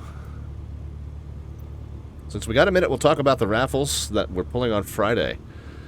Raffle number 1 is something that you can enter if you have accumulated enough Twitch channel points down there at the bottom of the chat panel. On this channel, we call them Alphabets points. Right there by that Alphabets serial icon. You work your way up to 1,000 of those. You can put in 1 ticket for tomorrow. I'm sorry, for this Friday's drawing, 2 days from now. If you work your way up to 5,000, you can put in for 6 entries into Friday's drawing. So again, 1,000 for 1, 5,000 for 6. We'll pull that ticket on Friday. The second raffle, we will get your predictions of the descent rate upon touchdown. I know if off-schedule descent's here, he hates this. Commuter 221, contact. Just keep in mind, guys, that the descent rate upon touchdown is by no means the best predictor or best evaluation of a good versus a bad landing. But it does happen to be kind of the closest thing that a simmer has to a high score. So we'll get your predictions as to the descent rate upon the wheels touching when we get to our destination here at Sanford. Closest prediction either way gets that entry into the second raffle. Again, we're going to pull that raffle winner on Friday. So just a couple days away for our July raffles. If you miss out on entering either one of those, don't worry. We'll do it all again next month. We do it every month. Prizes eligible are any one of these merch items, the black t-shirts in a variety of sizes. 514 Delta Victor, contact Portland Tower 120.9er. Have a safe flight. All right, contact Tower 20.9, 514 Delta Victor. Thank you. Hopefully it goes safer than last time. But the black Slant Alpha t-shirts in a variety of sizes, not the ones on the merch store over my right shoulder. Those are the white with black trim or the plain white with the logo. Well, we've got the white caps, we got the mouse pad, we got the coffee mug, and if you don't want any of that stuff with the Slant Alpha branding on it, that's fine. You won't hurt my feelings in the least, but we will be happy to give you instead a $25 Amazon.com gift card or a $25 xplane.org store gift card, your choice. Each of the two winners, the landing rate raffle winner and the Twitch Channel Point Alpha winner, or Twitch Channel Point raffle winner, gets their choice of any one item off of that that list that we showed you. Before we call Tower,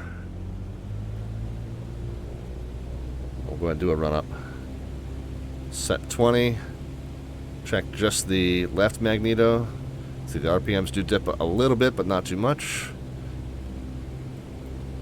Both, and we hear it recover. All right, now we'll set just the right side. A little bit of a dip in RPMs. Spin it back to both, and it does recover. Okay, so we're good. Set that back down to 1,000. We'll call Tower, tell them we're ready. Speed Air 221, contact departure. Good evening. Also departure, thank you, home, come here to And Tower 514 Delta Victor, short of 11, ready. Number 514 Delta Victor, Portland Tower. Wind 210 at 4, fly runway heading, runway 11, clear for takeoff. All right, runway heading, clear for takeoff, 115 for Delta Victor. All right, so this time it is runway heading. So pitot heat, strobe light, landing light on, taxi light off.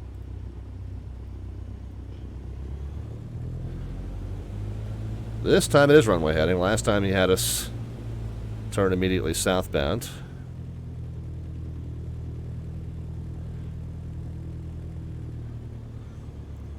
Alright.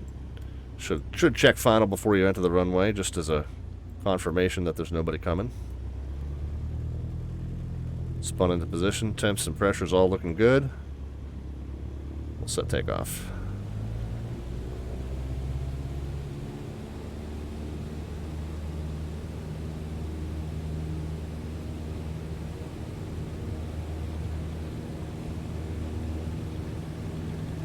Airspeed is alive. We'll rotate it at 60. There we go. Oh, don't need to jump it like that.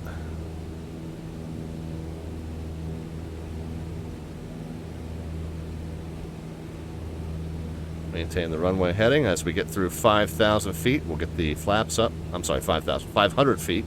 Mean sea level, 400 above ground level. We'll get the flaps up.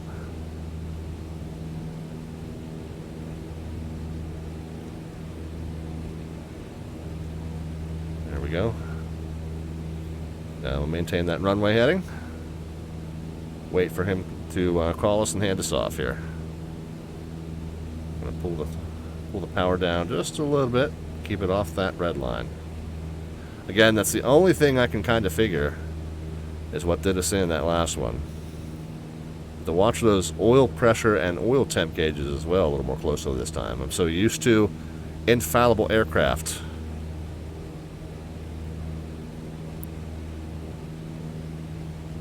Tower, Care 545, visual 11.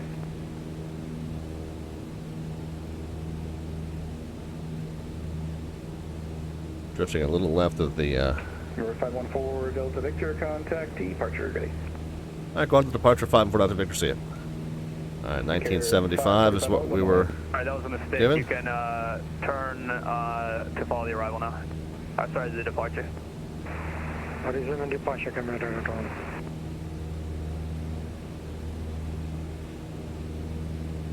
Approach Cessna 514 Delta Victor, 1,200, going to 3,000.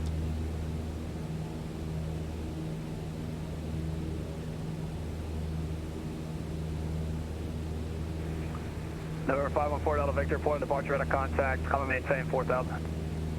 4,000, 514 Delta Victor. Notice that the more we fly off on runway heading, Maintain 3,000. the more that the course to the Kennebunk VOR is changing. We were talking earlier, at whatever point we get told to go direct to Kennebunk, all we're going to do is just center that up until it, Commander 221, contact. spin that around until it centers up, 3.45. and then we'll fly that heading in toward Kennebunk. You know, if we get a turn right now, then a direct course to Kennebunk is about a 245. If we keep flying out eastbound, then a direct course to Kennebunk will be something higher than 245. We don't really know what exact radial we're going to follow into Kennebunk. It's just going to depend on whenever we get told to proceed direct. November 171 Mike Alpha, full and approach, altimeter 3000, expect runway 11. 3000, expect 11. November 514 Delta Victor, turn right direct Kennebunk. Right direct Kennebunk, 514 Delta Victor. Alright, so now we're going to center that up. It's going to land on about a 245, 246, 246, maybe a 247 by the time we finish the turn. So I'm going to spin that heading bug around to match it, 247.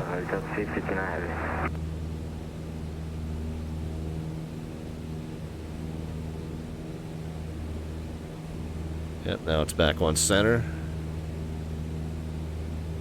Gonna keep it going up to 4,000. Portland approach, is Jet 570 at 1000. Is that Jet 570, Portland approach, altimeter 3000, continue for the arrival for runway 11 and expect a visual approach. Okay, it's drifted off about another notch there. So it's almost a 250 now. A 248 maybe. So that's what I'll fly to maintain. Again, an HSI gauge, a little bit more modern gauge, would combine the directional gyro with the deviation needle, so you have a real easy visual indicator of whether you're flying the course that you need to set. With these two separate gauges, you just have to compare the two. What am I centered on, and am I flying that same heading?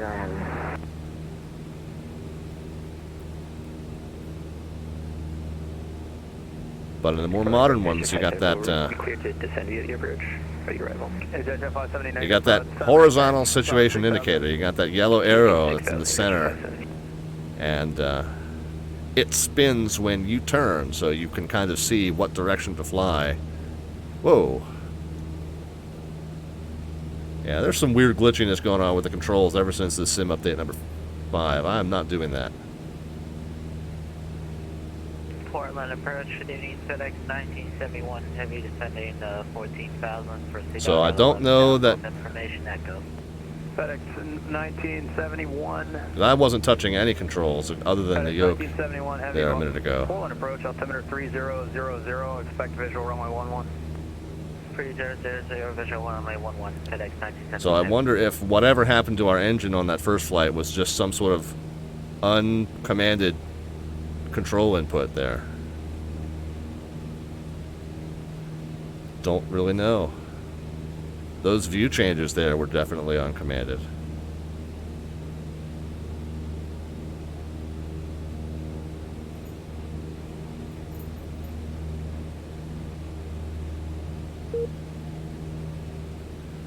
Have I lost my VATSIM connection? Delta 359 heavy contact Portland Tower, nope. 120.9. Okay. Just a model matching issue. Okay, 279, make straight in for runway 11 via prop to your discretion. Okay, straight in 11 and up to discretion. Alright, so we've drifted slightly to the right of that direct course. You see the VOR gauge on the upper right, you can see it's just slightly to the left of center. So that means I'm going to fly just a little bit left of that 248 or whatever it is. Okay, the other thing is that we are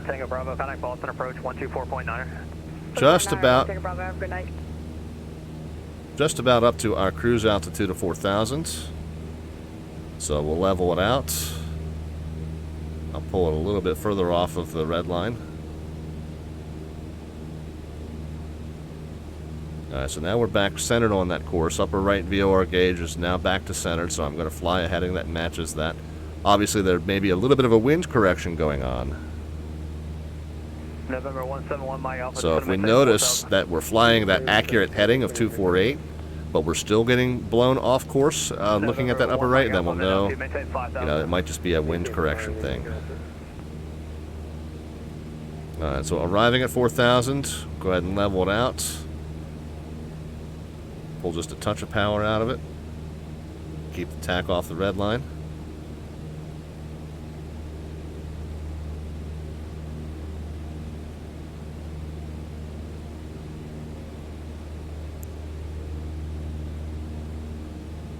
And approaching at 2250 with you 30 miles from Scoos. United 2250. And the next thing that we'll do is we'll go ahead and let him know. Alright, 11. United 2250, descend and maintain 6,000. Down to 2250. KSFM. 2279, Carrier 279, where are we going? Portland Tower 120.9. Portland Tower 120.9, thanks for the SFM, Sanford, Maine. That's what it stands for. SFM. Mike Alpha, turn left heading and 3. Wind's calm there now, but we'll still go for that VOR 25, just because that is consistent with what you have to fly. You have to fly a non-precision approach. That's the only non-precision approach we can fly, non-RNAV. So that's what we'll ask for. Approach Cessna 514 Delta Victor. We got the weather at Sanford, looking for the VOR 25 approach. Number 514 Delta Victor, roger, expect it.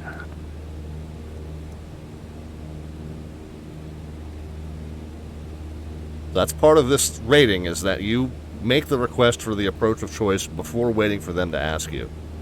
Or certainly when they ask you, be ready to answer.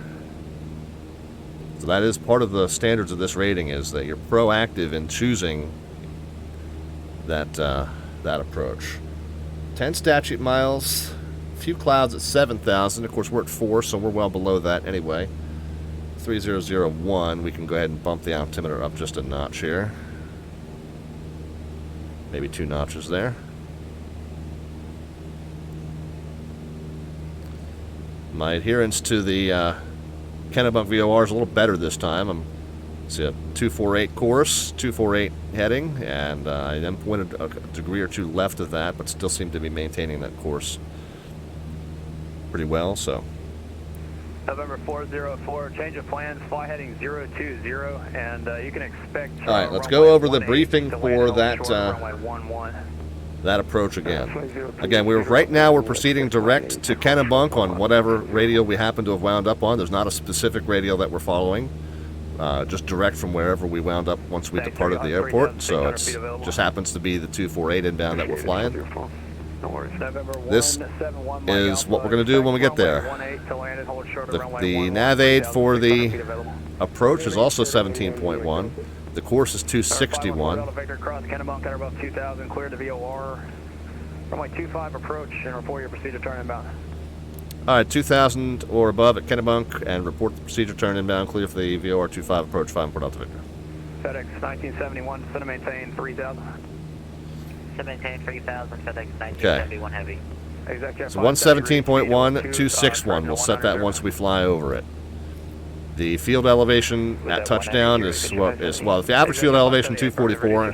Field elevation at touchdown is 235. We're going to be at 2,000 when we pass over Kennebunk the first time. After we get established on the inbound side, we can go no lower than 1,700 before passing over Kennebunk the second time. That's what we messed up on the first go round. Once we pass Kennebunk, we can go from 1,700 down to about 700, so 1,000 feet in 3 miles. It's a pretty standard, descent right there. Yeah, we're dropping fast, FedEx 1971. If we land successfully on that runway 25, we're going to make a right-hand turn off. We're going to get clearance to cross 32 and go over to the ramps here on the north side of the field. If we do have to go missed, it is a left turn off and back to 2,000. Yeah, straight to 800 and then climbing left turn to 2,000 back to Kennebunk again, and again we're in that same hold on 261 and 081 if we do have to do that. United 2250, are you still? All right, so we think we've gone through everything with the approach briefing. Let's just make sure.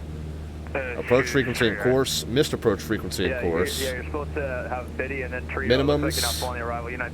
The winds, crosswind, ceiling, missed approach procedure, and taxi route. Okay, I think we're briefed. Looks like we've drifted a little bit to the right. We've drifted a little bit to the right, and we've picked up about 250 feet of extra altitude. So we're going to go ahead and get corrected back on those. Now, I can just recenter that course. Matter of fact, let's just do that. Let's just recenter that course to whatever we're happening to be on now, about 245 maybe, and just fly that in. Executive at 670, reduce speed to 170. You're going to be following a heavy A310 on the approach. He's currently at your 12 o'clock, 5 miles. Get back down to 4,000. Pull a couple of RPMs out of it. Temps and pressure still looking good. I'm very paranoid after that, what happened on that first attempt. I'm watching this intently, and I'm watching this intently. We'll see. After those uncommanded view changes a few minutes ago, I'm starting to think that what happened in the first flight was just some sort of a glitchy control thing. They did revamp the entire control system in this sim. So that might well be just some undiscovered bugs left in that. So we're back at 4,000, getting kicked around by the wind again. November 404, turn right heading 110. Right, 110, 404. Alright, and we're going to start our descent when we are 6.0 miles. We're going to aim to lose 333 feet for every mile that we track inbounds.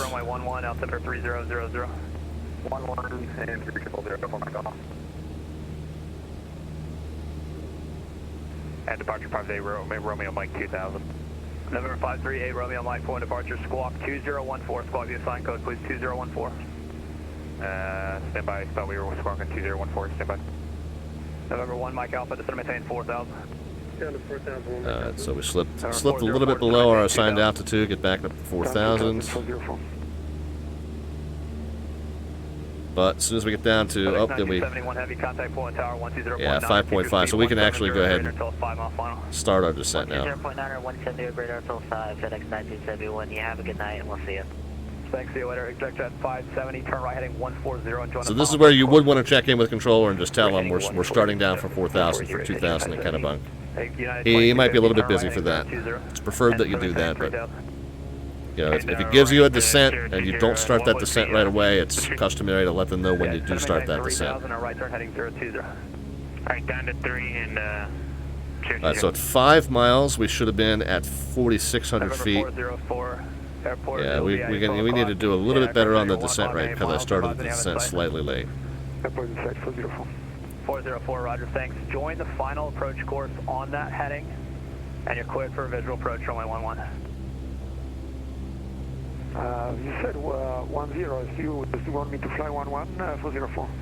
Yes, sir, I want you to fly that heading until you intercept the final approach course. So stay on that heading until you are ready to turn on to final for runway 18. Got you. Will continue on that heading, not for 11, but for 18, right? Okay, so at 3.0 miles, we want to be at 3,000 with 1,000 left to lose. So we've now made up that descent. We're on a good profile now. We got 3.0 miles to the VOR.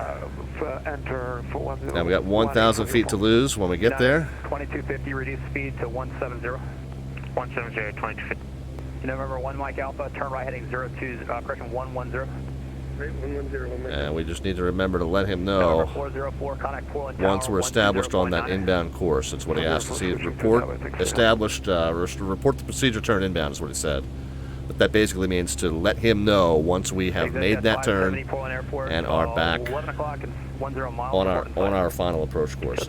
Let's show you one more time while I have a second what's going to happen here.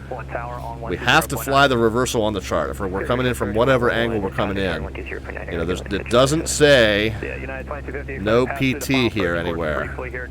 So that means we have to do the reversal. We'll turn to a 081. We'll go 1 minute outbound. And then we'll turn back to the 261, and then that should line us right up on that VOR. Should be kind of centered in there when we do that. then we have to stay at or above 1700 until we cross over that VOR again. Just had a seizure. We're 3000 turning northbound. What would you like us? Hey, Romeo Mike, well, you're clear of the Charlie now, and I see you squawking VFR. Do you want to go on your own? We'd like flight following if that's possible still for A Romeo Mike. Hey, Romeo Mike, it is possible. I need you to squawk 2014, please. 2014. A Romeo Mike, thanks. So 2,000 feet coming up on it. We got down a little bit early. Got a half a mile to go, but we'll go ahead and level out at 2,000. I'm going to gently put some throttle back in. I'm going to keep it well below that red line. Temps and pressures are still looking okay. 140 on the final. All right, we are now passing over that VOR. Mike Alpha on the Portland Airport will be at your 2 o'clock in 8 So miles let's of spin that up to a 261. 261 would be there. And we're turning left to a 081, which would be there. 9988 with you, 11,000. JetBlue 9988, Portland approach, altimeter 3001. Expect a visual approach for runway 11. Visual 11, altimeter 3001, JetBlue 9988. 2,000 feet, let's keep it. Victor, there's no traffic observed between you and the field. Report your cancellation of IFR on this frequency. Change to advisory frequency is approved. Change to advisory's frequency is approved, and we'll call you on the ground with the cancellation. 54 Delta Victor. November 171, Mike Alpha, contact Portland Tower 120.9. 20.9, Yeah, 2250, Portland Airport, 12 o'clock, and 11 miles, report in sight. 2250 in sight. So 22.8, flip it over. So we can, this rating allows you to cancel the IFR. Whoops, we're supposed to be on 081. We'll say we were on a 081 for about 15 seconds there. And then, so we'll, when the second hand gets back around to the 3, we'll go ahead and turn.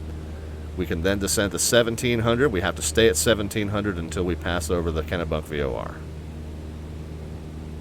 It is acceptable in this rating. If you read through the description of this rating,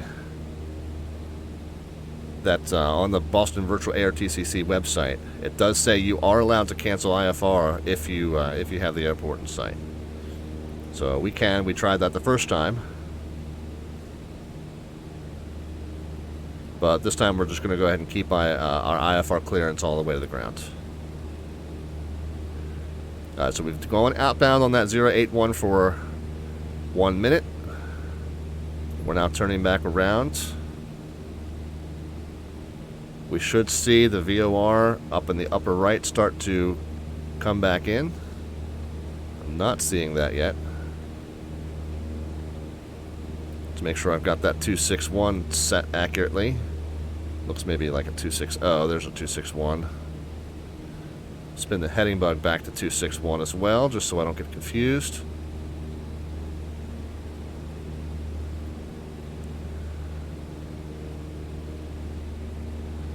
Okay, I've got, somehow didn't end up on it, but we'll stay. Okay, now it's coming back in.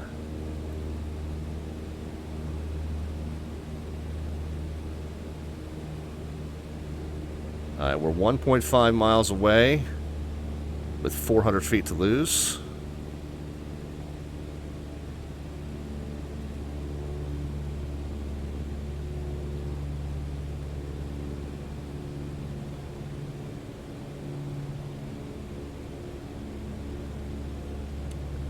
Okay, we're 1 mile away from the VOR. We can go no lower than 1700. This is what we messed up last time.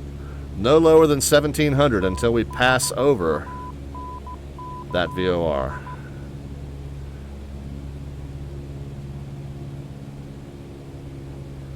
Got the hard-ass one following us. Appreciate it, Hardy. I was kind of a hard-ass on myself on this first attempt before we lost our engine somehow. Hopefully that doesn't happen again. But I was a hard-ass on myself. I was a few hundred feet too low passing over the VOR. The controller, I asked for vectors for a second attempt. The controller said, oh, it looked fine to me. It wasn't. But it was nice of him to say so.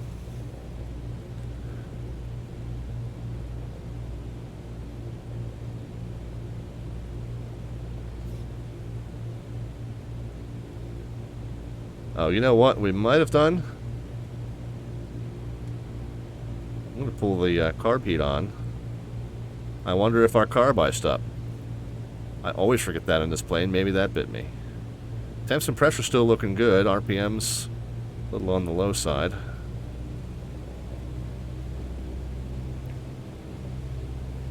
We were better with the altitude that time.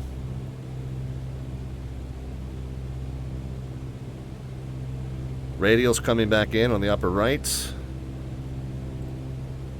At a 3.1 distance from the VOR. We can be at minimums, which is 640.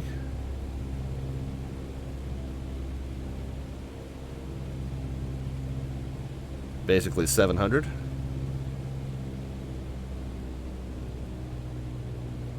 Alright, so I'm going with either I was running the engine too hard at the red line for the first time, or my carb iced up.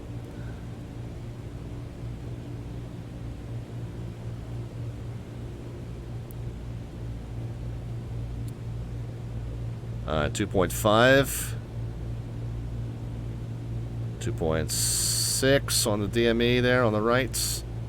At 3.1, I can be at the minimums, 640.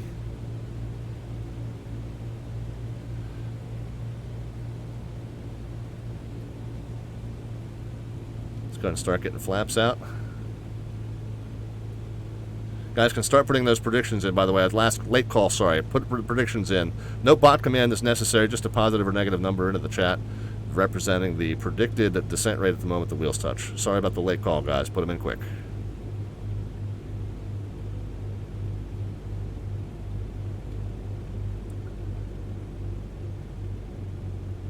Alright, we're a little high on the pappies.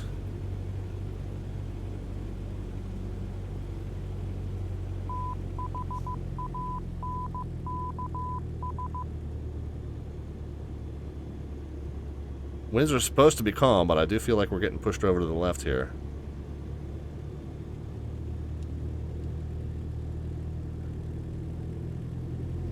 Oh, now we got red pappies.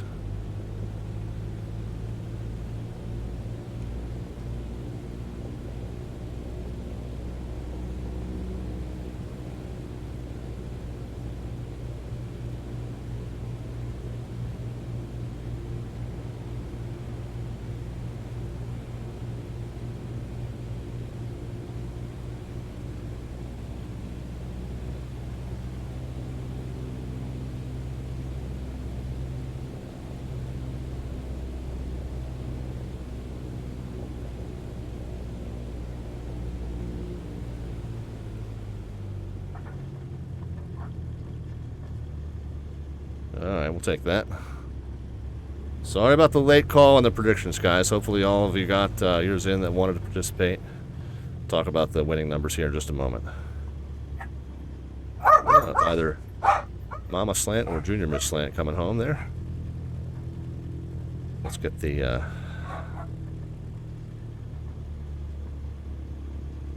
RPM set at around 1,000.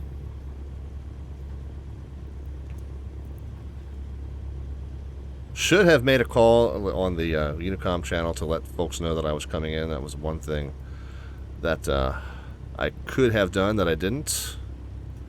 But yeah, once we switched over to 22.8, we should have said something like Sanford traffic, Mooney 514 Delta Victor on a such and such mile final, runway 25 Sanford. But we'll go ahead and do our clear call at least.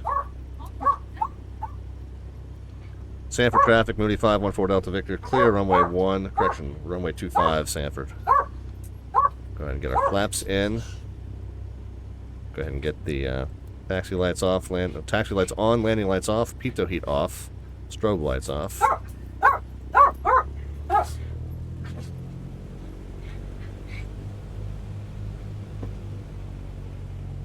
Yeah, we got some furry co-pilots there in the background. We got Mama Slant in the background there. Pardon me, guys, while I taxi in, and we'll say hi to her.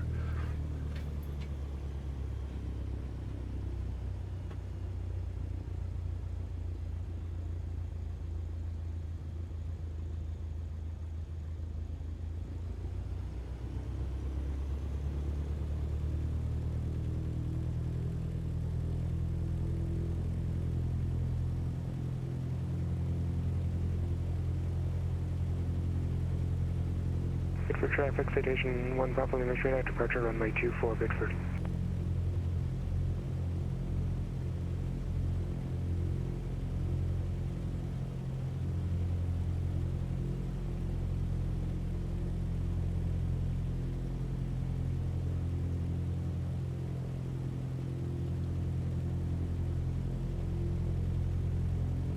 Alright guys, back with you, and let's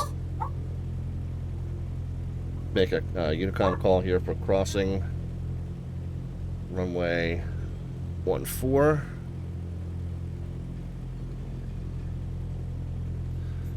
Sanford traffic, Cessna 514 Delta Victor will be crossing runway 14 Sanford. As soon as we get over on the other side, we will all clear, and then we'll switch back over and cancel IFR with our controller. We're at 1500 RPM, so we don't need to be at 15, we can be at 1000. They are really excited to see Mama Slam.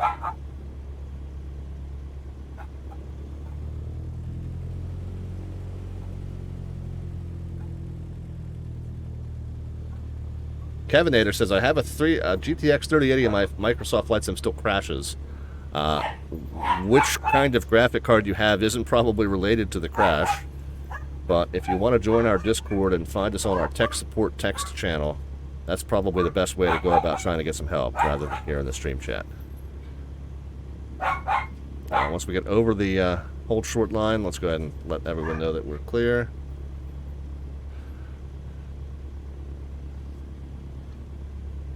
Sanford traffic, Cessna 514 Delta Victor, clear runway 14 Sanford. It's not Sandiford. I keep saying Sandiford. It's Samford or Sandford. I'm not sure. Sanford. I keep saying Sandiford. Anyway, alright. Let's flip back over to the approach frequency. Let him know that we made it down. Carenado with the follow as well. Very good. Hopefully we'll be able to help you out. Go ahead and check us out on our Discord channel. Get some help over there. There's so many potential causes for crashes, and it may have something to do with your graphics card, and it very well might not. You know, most likely cause is that you have some add-on in your community folder that's not compatible with the update. So I would start by removing everything from your community folder and trying it again. Approach November 901, probably a VFR request. November 901, Papa Lima, go ahead. November 901, Papa Lima is 5 miles to the west of Bickford, Bravo 19er, looking to pick up IFR clearance to Manchester. November 901. Papa Lima. While we're waiting to get a word in edgewise with the controller, we can talk about our winning raffle entrance. It's the person who guessed the closest to 71 feet per minute. And again, I do apologize on that very, very late call. Dr. Wigglespank nailed it. Dr. Wigglespank's going to get 2 entries. Oops, I'm not trying to zoom the view, I'm trying to scroll the chat. Let's see who else. Was anybody else in that range? Yeah, a couple of you were in the 70s.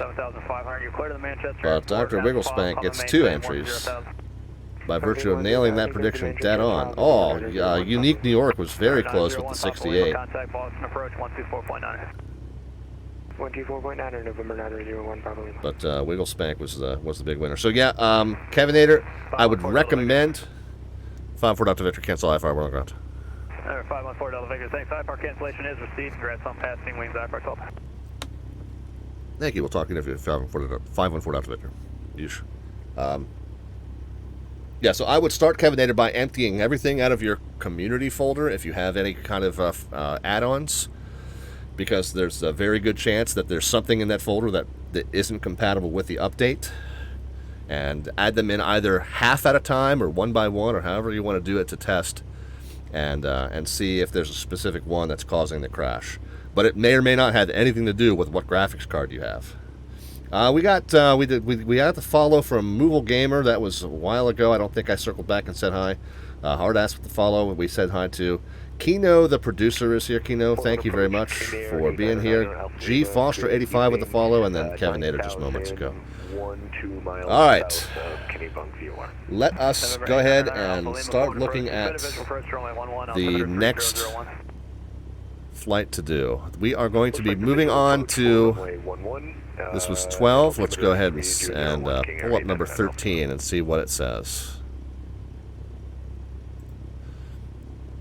So yeah, as far as the engine quitting, it didn't happen that time. I'm going with either I was running it too close to the red line, or I just forgot to pull the carb heat when I reduced power for the descent. And so we'll try to remember those two things here on the second flight, and we'll see.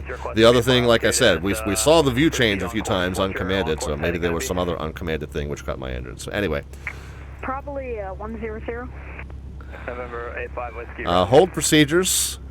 And flying approaches in bad weather. Of course, we're not going to have bad weather today. We're going from Sanford to Bedford. There's no tech route, so you have to research and select an appropriate route on your own. Well, let's start by doing that then. Go over here to Sky Vector. We'll blank this out. KSFM to KBED. And now remember, we're slant alpha, meaning we cannot follow these blue lines, which are only navigable by GPS. Presumably, it seems like we should be able to follow a radio off of Kennebunk VOR, or a radio off of Manchester VOR, but for whatever reason, like I guess maybe the radio signals don't work well in here. This is blue, meaning it's an RNAV only route. So that's not going to work for us. Sanford doesn't have any kind of departure procedures, so we might end up having to go. You know, we could go Victor 139 south here, but at what point do we break off? That Victor 139 comes into the east side of the Boston Bravo. We need to get over to the west side of the Boston Bravo. So that's, we could do Victor, what is that? Victor 139 to Wimpy, and then direct Boston. What approaches do we have at Bedford? What approaches do we have to fly at Bedford? ILS 29 is what we have to fly. So is there a specific point that ILS 29 comes off of? Let's see. November 9 Alpha Lima, to maintain 3,000. Maintain 3,000, November 9 Alpha Lima. Comes off of this point, Saucio, off of the Gardner VOR. So I wonder if maybe if we circle around to the west, that would be better. So yeah, if we end up over here at Gardner, okay. So really, honestly, ENE Victor 93 Concorde. So let's do that. ENE Victor 93 Concorde. All right, and then Victor whatever this is. What is that? Victor something. Let's try the low 30. Okay, on the low 32, it's easier to see. It's the Victor 39. Go back to the world low. So Victor 39. Gardner, so Victor 39 GDM. Okay, and then we'll be on Victor 431 to Saucio.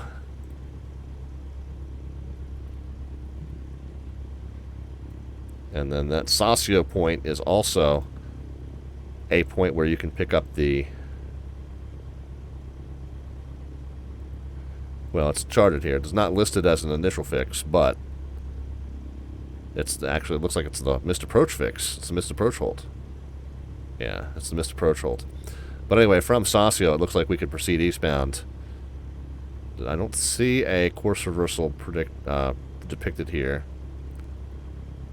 I don't see an initial fix. So we might end up getting vector to final.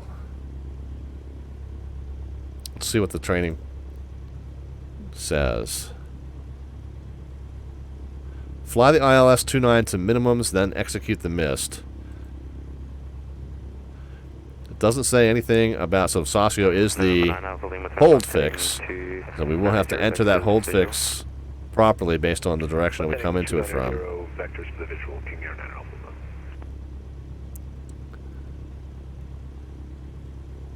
Yeah, it doesn't say anything about having to do full approach procedure.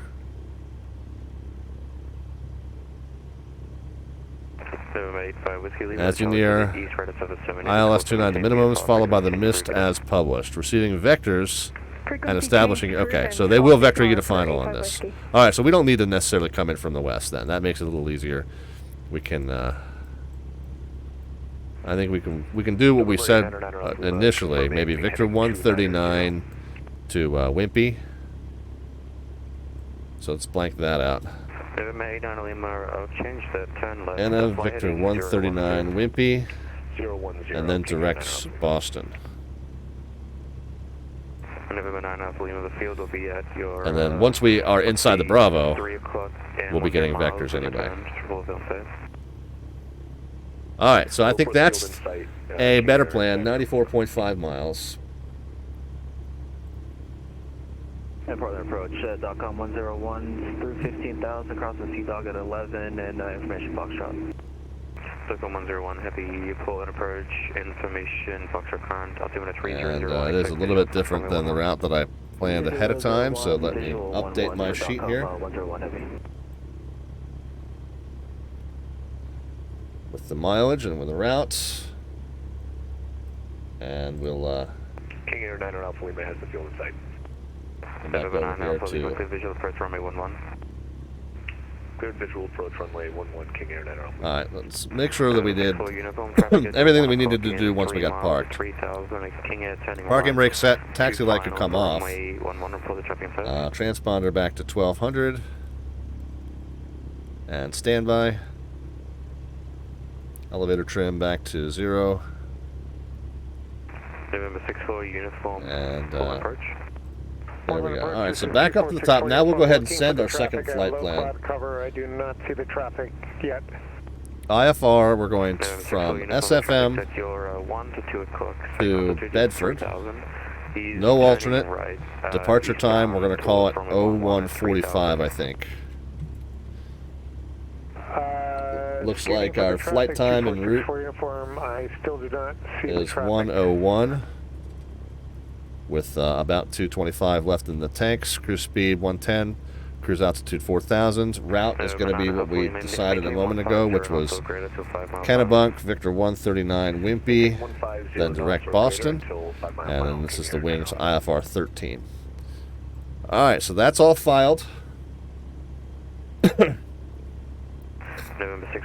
And the real drill here is we're going to get vectored onto this approach, and then we're going to have to fly the whole mist. So, you know, we typically brief the mist approach as part of briefing the approach. We'll brief the mist procedure, but we'll just need to make sure extra carefully that we do that this time.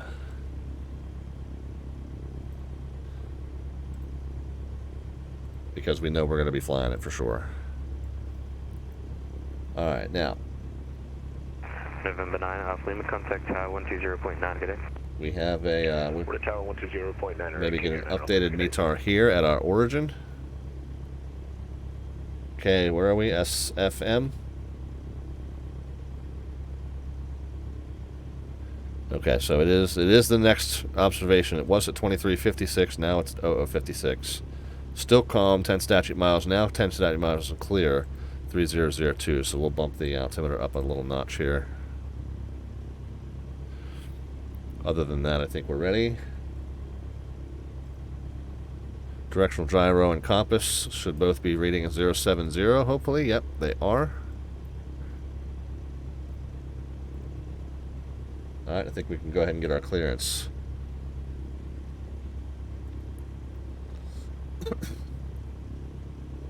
And who is this guy? This is Portland approach. Portland approach, Cessna 514 Delta Victor. We're on the ground at Sanford with the weather, IFR to Bedford. Oh, should have told him wings, IFR 13. Yep, Cessna 514 Delta Victor, and also wings IFR 13 if possible.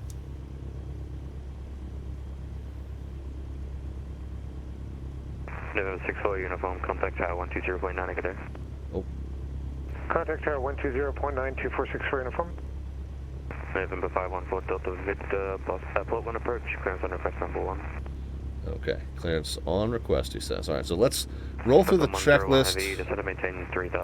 While he's working on that, he's got some planes to move around, so we'll work ahead in the checklist as much as we can while we're waiting on his clearance. Obviously, we can't dial in the squawk just yet. Nav and ADF tuners, if we get the route, he might reroute us, but if we get the route that we filed, it would be Kennebunk, so 117.1, and then southbound on a, looks like a 197. So 117. 5-4 Delta Victor, ready? 7-4 Delta Victor, clear to the Hanscom Airport as filed, maintain 4,000. Departure, this frequency, scope 2037, hold for release. Alright, clear to Hanscom as filed. We'll maintain 4,000. Departures with you, 2037, hold for release, 5-4 Delta Victor. 7-4 Delta Victor, actually I'll change that, altitude maintain 3,000. Okay, we'll maintain 3,000, 5-4 Delta Victor. November 4 Delta Victor, read back correct, advise number 1, show to the runway for departure. Alright, we'll call you number 1, 5-4 Delta Victor. Okay. So we'll maintain 3,000. We got the squawk and the altitude dialed in. We are going to go direct to Kennebunk as our first step, and then we'll proceed from there. The next VOR that's down the line, excuse me for 1 second, guys.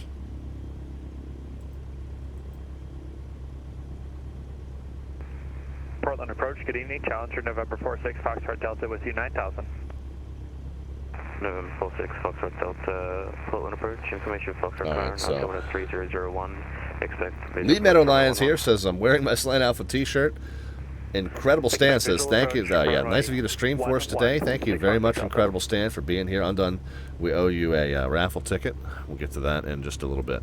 So outbound on a 197, we'll worry about that in a moment.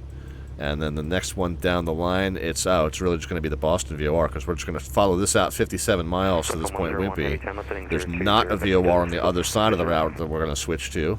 So the next step will just be direct to Boston VOR, although I expect that we'll be getting vectors by then.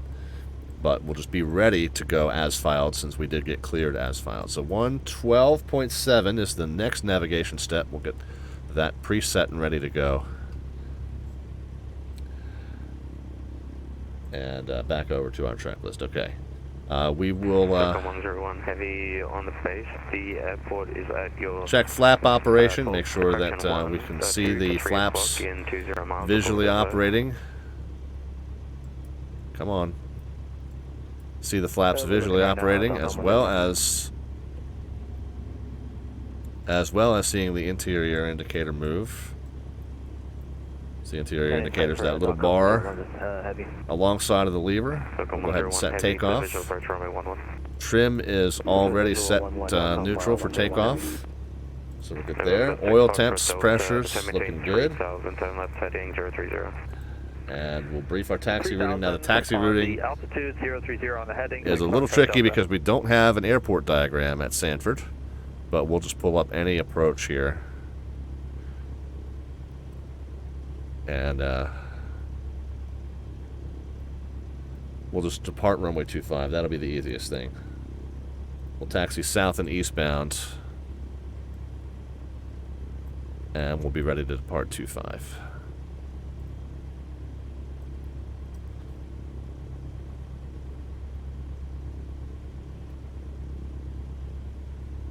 Alright, we want to switch back to Unicom.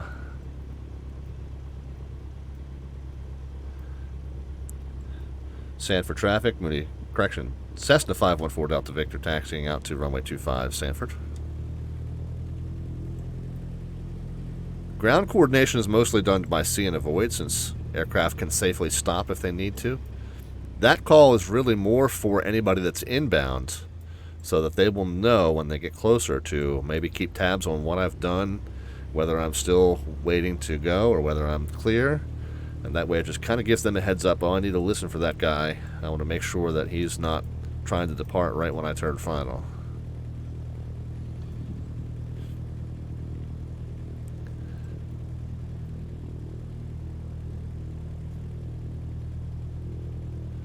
So we'll go ahead and check back in with approach.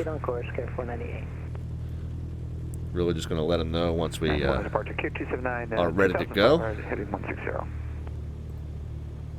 279, pull in departure, radar contact, climb to your requested VFR altitude, proceed on course.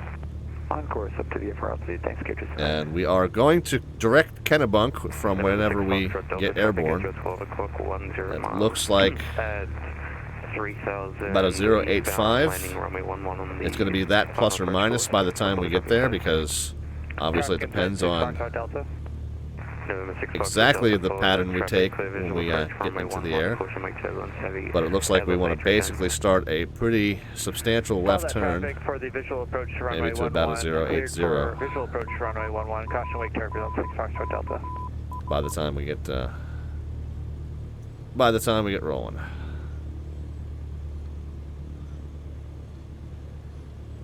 Mr. Thingalea is with us on the follow. Thank you so much. Incredible Stan says, I need to see our Jada update. Grown on me now that I know how to fly it properly. Yeah, we missed our opportunity to fly our Mooney tonight. There's a fuel selector issue, and they need to update. 279, maintain visual separation within that traffic. Visual separation, got it, K279. So we're not released for departure.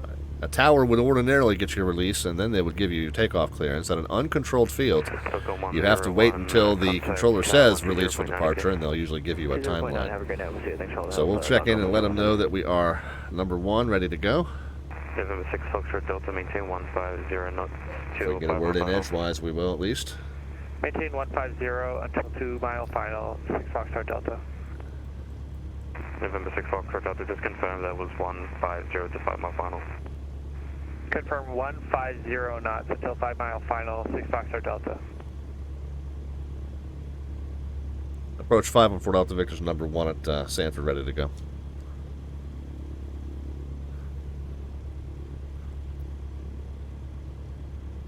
November 514 Delta Victor, release for departure. Clearance voided if not off in 5 minutes. Then contact me. Time now 0135 Zulu, and report airborne is frequency, change to advisory frequency approved. Release for departure, change to advisory is approved, report airborne, 514 Delta Victor.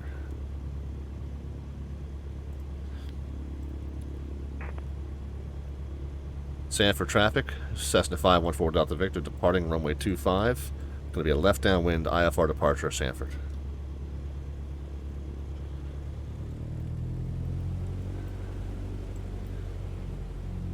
Pitot heat on, strobe light on, landing light on. We never did get the taxi light on.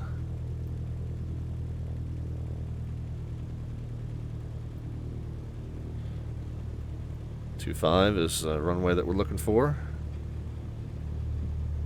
Make sure that the signage did match up, but we just want to make sure that the runway heading lines up. Yeah, we're on a 25-ish. Okay, good. Temps and pressure's looking good. Let's go ahead and set our takeoff power.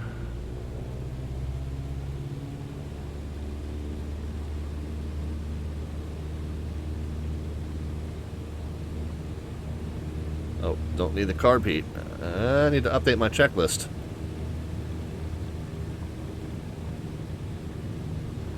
There we go, 60 knots. Woo! Got kicked to the right there a little bit. Whew, that was a little messy. So I was wondering why I wasn't getting full power, and it was because I left the carb heat on, so unfortunately I messed that up there, but we got it sorted out before it became critical. Alright, we are airborne. Sanford traffic, Cessna 514 Delta Victor, clear runway 25 Sanford, starting left crosswind and left downwind turns.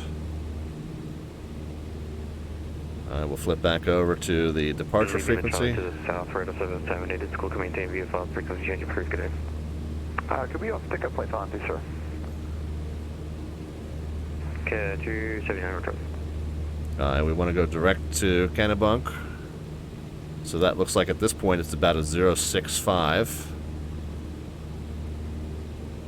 So bumping that heading bug back.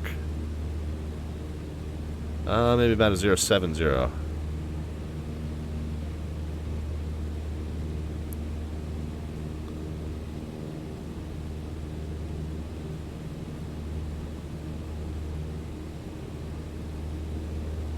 So we were cleared as filed. That means go ahead and proceed direct Kennebunk as soon as you can. And then we were told to check in airborne. Portland approach, Cessna 514 Delta Victor is airborne from Sanford, crossing 1,100 going to 3,000. Minimum 4 Delta Victor, Portland departure, radar contact. Climb maintain 4,000. 4,000, 514 Delta Victor. Portland departure, November 739, Romeo, passing 1,200, climbing 3,000. Alright, so going to 4 now. Let's calling second. Departure 9 Echo Romeo, passing 1,400, climbing 3,000. Alright, so far so good, guys. Temps and pressure still looking good. We're centered as we go direct to Kennebunk. We're 3.8 miles from it. We'll be ready to turn to that 197 outbound afterward. What's the full call sign? November 739 Echo Romeo, sorry about that. November 739 Echo Romeo, scope 2024. 2024, now Echo Romeo. Alright, guys. Grab this last sip Approach of 1539, level 9,000. slipping off of that direct heading.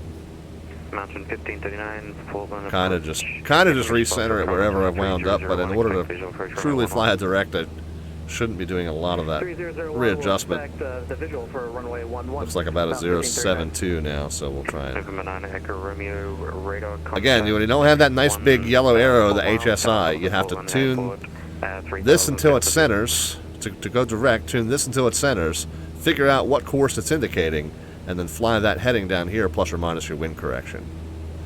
So you have two different gauges you have to kind of look back and forth at, whereas that HSI kind of puts all that information on one gauge, which is really nice. Level 3,000, Echo Romeo. November 9 Echo Romeo, fly present heading, climb maintain 4,000. 4,000, Echo Romeo, present heading. Departure exit we're climbing to 2.43. Still need to be going up to 4,000. American 321, pull the departure, radar contact, climb maintain 10,000. Sorry for bumping the mic stand there. For those of you not present from the beginning of the stream, I am a little bit under the weather tonight, so I apologize if I'm not quite as animated and am slightly more reserved than usual. So please don't take that personally. It looks like we need to be kind of almost on the 080. I have to keep bumping the heading to the right here, so I must be getting pushed off pretty well to the north. So I'm going to put in. I'm going to go due east. Oh, now it's turning anyway. Delta 512, the field is... Well, now we're 7/10 of a mile from the VOR, so chasing that needle is not going to really do much good for us. Star Wolf, yeah, this is going to take a hot minute into the 152, indeed. Delta 512 to the runway. Indeed, I would have liked to have flown that Mooney Ovation on these, but the Mooney Ovation has an update incompatibility issue where the fuel selector is not able to be manipulated, and that wasn't going to work out for us too well here. So 197 is the course that we're going to here. Let's go 180, 190, 3, 4, 5, 6, 7. W9998, pull in about your radar contact. I'm also going to set that on the heading bug. So there's 200, and we'll go 1, 2, 3 down from that. I do need to correct to the right. So I've got, in this case, there's a specific radial we have to fly since we're on an airway. So I've set that to 197, I've set that to 197. But since I overshot the turn a little bit, I'm going to keep coming around to about 30 more degrees until that radial starts to come back in. So there we go.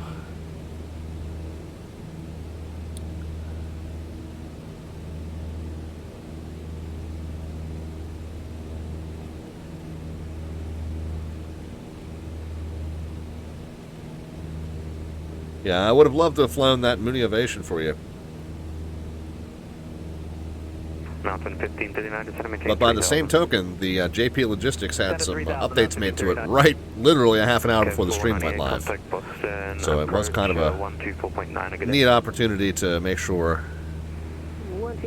we got a chance to show those off for you. K279, contact Boston approach 124.90. And Boston approach 124.9. Alright, so overshot that heading. Yeah, so we're on a 197 heading, but the course we're slightly deviated west or left of, east of. So we're going to come back to the west, come back to the right a little bit until that needle centers and that gauge it's in the upper right. Okay, it looks like it's much more centered now. Ooh. Mountain 1539.10, that's heading 0. And you know, one thing I like about that gauge is it looks like it's moving much more smoothly. Microsoft Flight Sim VOR gauges, I've noticed, tend to move kind of jumpy. Whereas this looks like it's very subtly and slowly drifting back into center, like a VOR needle really should, instead of bonking over like 1 full degree at a time. It's really nicely, smoothly moving, very subtly moving left and right, of course.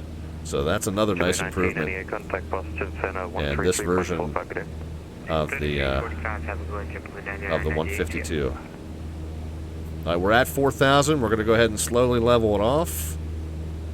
I'm going to have to continue to put down trim in as the airspeed picks up.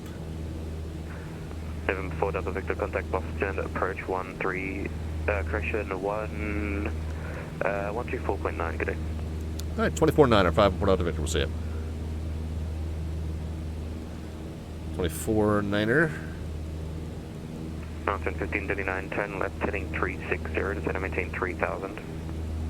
360 down to 3,000. Swap that in, and then we got to switch to COM 1. No reason we couldn't have stayed on COM 2 there.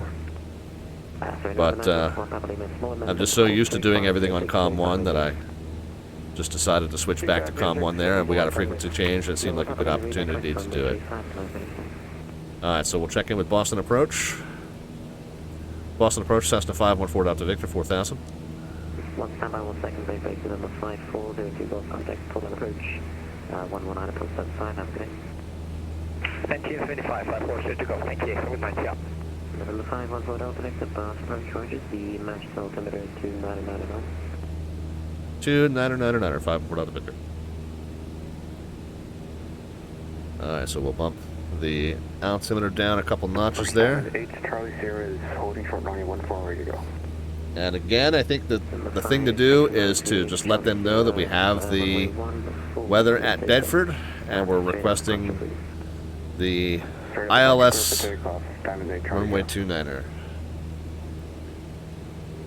Slipping a little bit of altitude off here. Let's get that back up to 4. No autopilot in this plane yet. Not sure if there will be or not. So if you fly this plane, for right now, you're committing to doing some hand flying, which of course we never shy away from on this channel anyway, so that doesn't bother me in the least. Alright, let's go ahead and get a METAR, unless we've got an ATIS there, which I kind of doubt. That's a smaller airport. ATIS, Boston, Manchester, Portland, okay. So we'll just get a METAR for K-bed.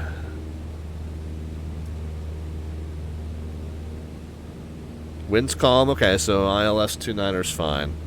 10 statute miles clear, 30.08 is the altimeter. Yeah, pretty straightforward with winds calm and no visibility or cloud cover or ceiling issues. It looks like I'm drifting a little bit to the left of my target heading, and that needle in the upper right seems to have drifted ever so slightly to the right. So we'll come back. Almost feels like I'm kind of following this road.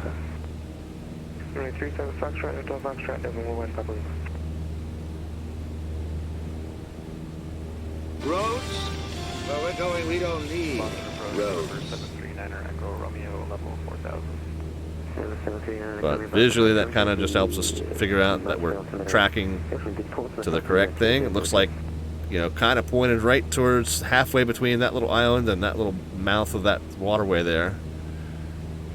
If we aim for that furthest point in the middle, it looks like it's keeping us pretty well on that radial, so that's what we'll do.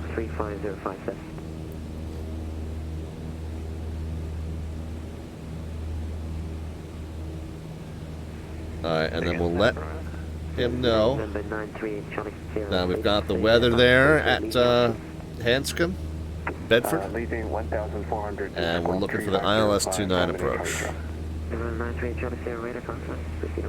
maintain appropriate VOR altitude.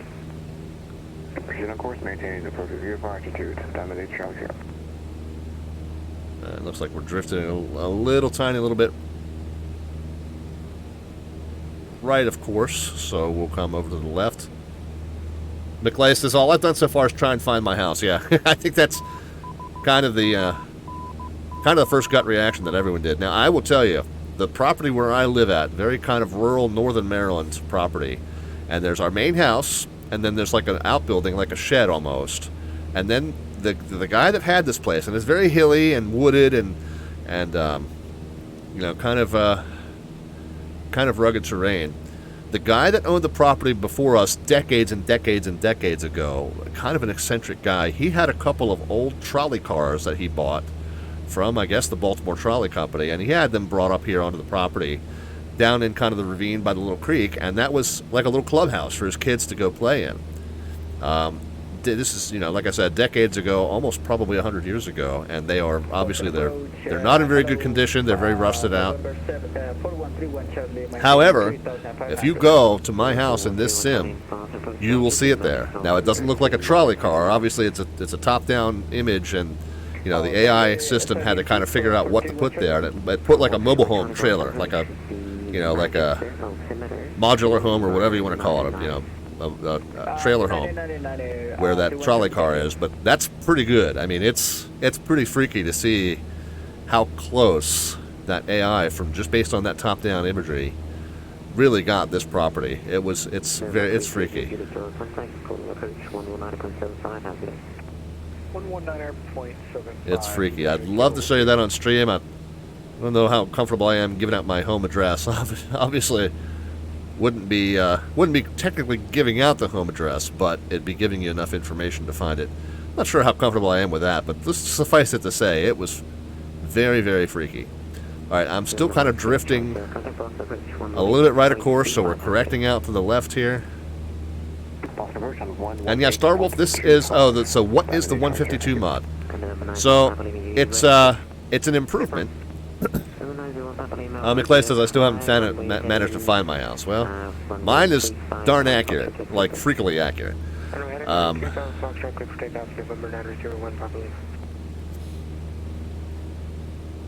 So Starwolf says, what is the 152 mod? So it's a series of improvements to the default plane, put out by a programming group called JPLogistics. Primarily one guy, but I think he's had a few folks collaborate with him on that. But a series of improvements to the default 152 that comes stock with the sim. In the similar vein, Starwolf, I don't know if you know the working title CJ4 mod. Again, it's a group of programmers calling themselves Working Title that have put together some improvements for the default stock Citation CJ4 jet and making it much more realistic and much more fully functional. And same thing with the JPLogistics 152 here, making it much more realistic and fully functional. So it's a freeware download that you install basically over top of the default aircraft. That's why they call it a mod. It doesn't create a new aircraft; it modifies the one that's there, but it makes it much more realistic and fully functional, like I said. Evidence, please, is looking for an opinion on the flight model. Since I don't fly them in the real world, I don't fly anything in the real world.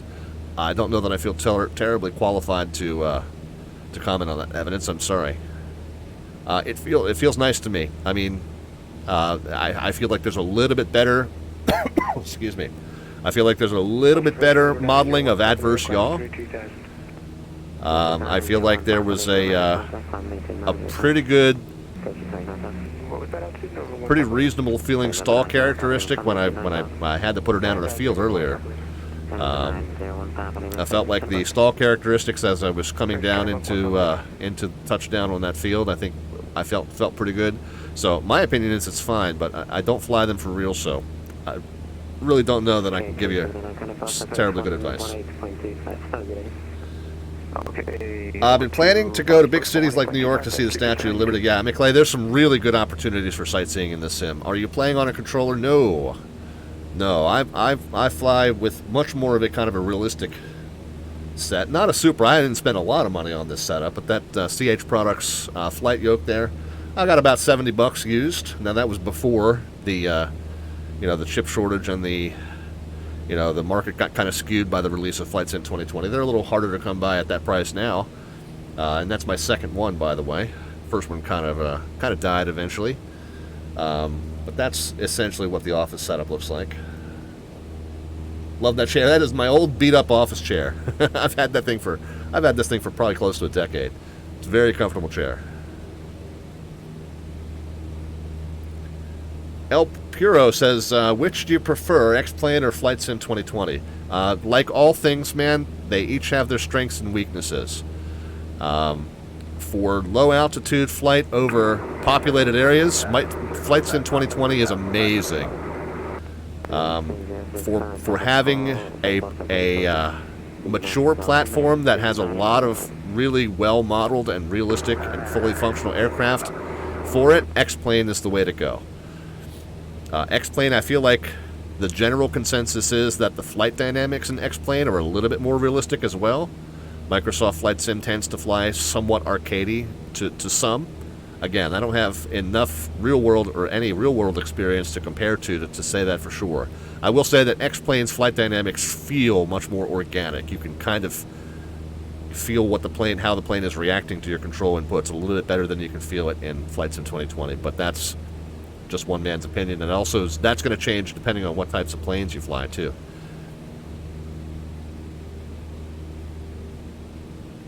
So yeah, El Puro, on this channel I actually fly a mix of both sims. So you will find, that we do some flying in Flight Sim 2020, we do some flying in X-Plane here. So if you ever want to compare, come back another night. There's a good chance I'll be flying the other one. Why would people want to do Flight Sim on Xbox? Well, those of us in the VATSIM community, again, we're a community of aviation enthusiasts that do kind of take this a little bit more seriously. We simulate the air traffic control. We simulate, realistic procedures and all that stuff. You can see here an app called VATSpy that tells you how many folks are on VATSIM right now, pilots and controllers. So yeah, we like to kind of do things a realistic right way. And yeah, it does kind of cause us some concern about the folks that are getting on Xbox. I don't think there's going to be a way for Xbox pilots to get onto the VATSIM network. I'm not sure about that, but there doesn't seem to be a way for it to happen. So we definitely, in our community, are kind of concerned that those folks are going to be a little bit more gamer-oriented, where we're trying to do things a little bit more realistically and seriously. But, I think the pro of doing it on Xbox is performance, right? When you're dealing with a game console, you're dealing with a console that is optimized to run these graphics at very high frame rates and probably have less issues with the console bogging down under frame rate issues. So, and I think now there are some realistic yokes and stuff you can buy for Xbox and plug them in and have kind of a setup similar to mine as far as having a semi-realistic yoke control. So I don't think that the line is quite as distinct as people are making it out to be. I don't think it's necessarily fair to say that Xbox players of this sim are going to be all gamer-oriented and PC and/or VATSIM players are more serious simulated aviators. I don't necessarily think that follows per se. Oh, El Puro, you are part of VATSIM. Okay, very good. I do. Puro says I fly X-Plane and I do try to keep it realistic. Yeah, we do both sims on this channel, and like I said, they both got their pros and cons. All right, just to catch everybody up, I try to be realistic, but it's hard at times. Yeah, McClay, there's a lot to learn, man. There's a lot to learn. Real pilots get dozens or hundreds of hours of classroom and in-air training to do what we pretend to do, and we pretend to do it. Learning a lot by trial and error sometimes. So it's not really a fair comparison necessarily.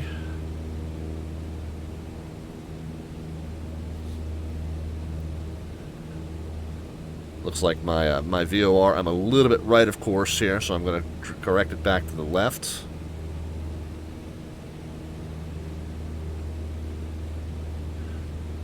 Yeah, El Puro, you could fly along whether you're in X-Plane and I'm in Flight Sim 2020, or we're both flying the same sim. Obviously on VATSIM, we are, we're all part of that same virtual world regardless of which sim we're flying. So, wouldn't stop you from flying along. If you want to check out the show schedule, see if there's anything that tickles your fancy as far as a flight that you'd want to join in on, you are welcome to anytime, my friend.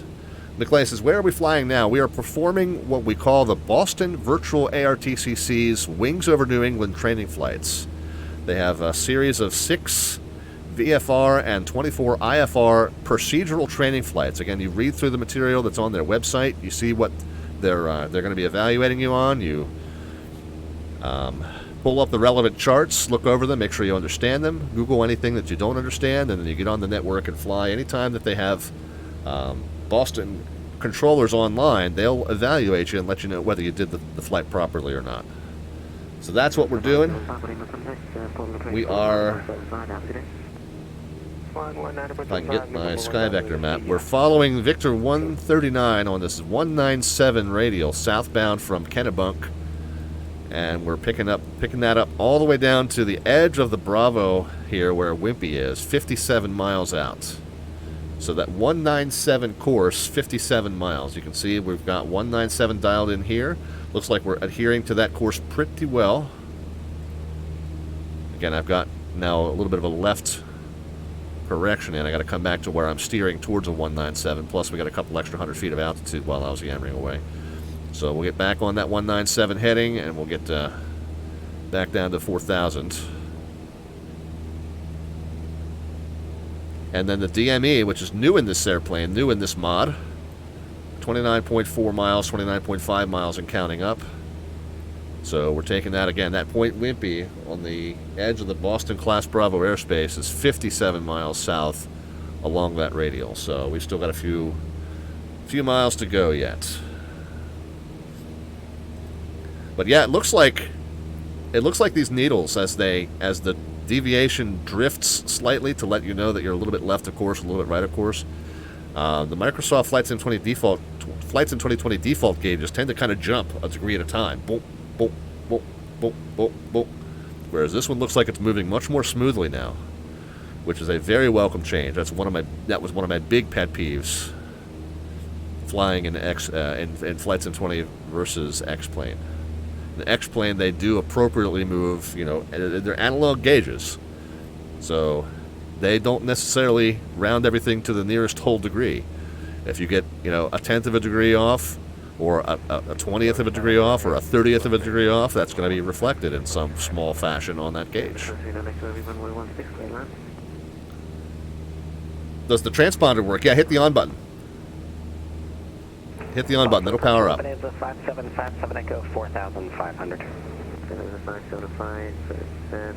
Actually, hit any of those buttons aside from off. I did, but it's blank. Okay, so Starwolf, the other thing I can suggest is that, well, first of all, there has to be power to the, I think the radio master button, or the alternator and battery need to be on. Oh no, there's not a radio master in this plane. What else? What else could be causing that? Dead battery could be causing that. Make sure the battery switch is on, first of all. What else?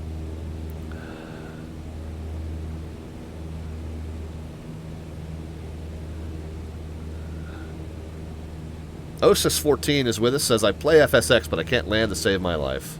It flies well, says Starwolf. Yeah, I don't know, Starwolf. The other thing is, there was a change to the way controls work, and if you want to use kind of just the regular old point and click like we've been used to, you now have to go back into the control menu and set that to what they call legacy control mode. Because now there's this whole thing where you have to click on it and scroll it at the same time or something. It's really kind of more geared toward the Xbox users. But those of us who are used to the point and click, we've got to go back into that general options and assistance menu and then set the controls to legacy mode. So that might explain it too. So Osis14 says, yeah, I play FSX, but I can't land to save my life. Yeah, so it takes practice to do it really realistically, you know, to set yourself up on a stable approach. It's a lot more than just kind of point your nose at the runway and point the nose down, and you know, it's really, there's a lot to establishing yourself on a nice stable approach.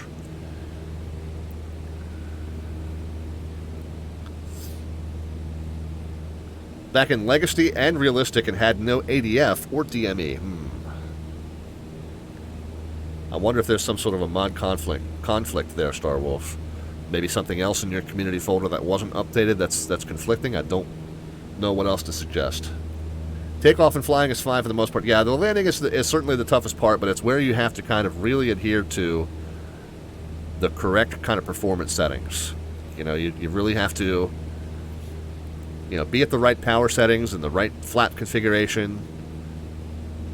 You know, if you're just kind of pointing yourself toward the runway and expecting things to go well, you're setting yourself up for failure. But it does take some practice. But I tell you what, this there is a virtual flight school for VATSIM users called VATSTAR. So you might check them out. Yeah, they might be able to hook you up with some virtual instructors, free of charge. It's all for the love of the community, and that might be a good. They have a P1 rating on VATSIM, which is essentially an analog to a private pilot's license. And so the VATSTAR instructors, VATSTAR.com, you know, will kind of step you through the learning process, almost, like I said, not completely parallel, but similar to what you do for a private pilot's license in the real world. Watered down for simulation purposes, of course. Not everything can quite be simulated perfectly, but you might want to go ahead and check them out, VATSTAR.com. So VATSIM is just, so OSA says, what is VATSIM exactly? VATSIM exactly is a network of virtual pilots and virtual air traffic controllers that all attempt to fly realistically, following realistic procedures, realistic airspace restrictions, and you know, we try to replicate as faithfully as we can the real-world aviation. Get on VATSIM's site. There's some good resources. Like I said, there's some training organizations like VATSTAR and some others, but there's some good resources on VATSIM's what they call Pilot Learning Center, or Pilot. They might have renamed it.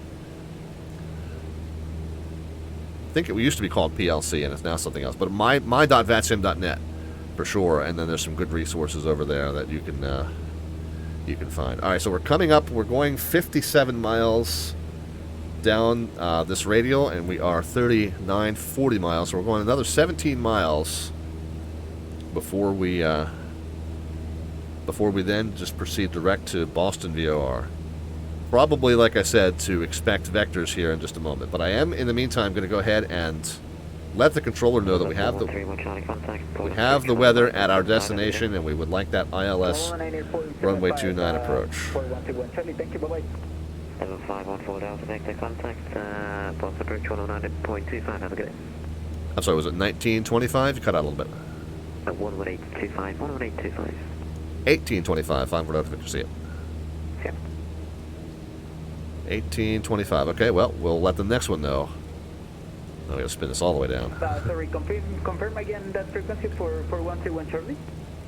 119.75. 1975, 119.75.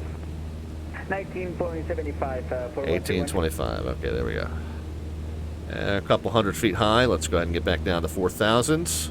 Looks like we're doing well with the radial. I like to be back on my assigned altitude before I check in with a new controller.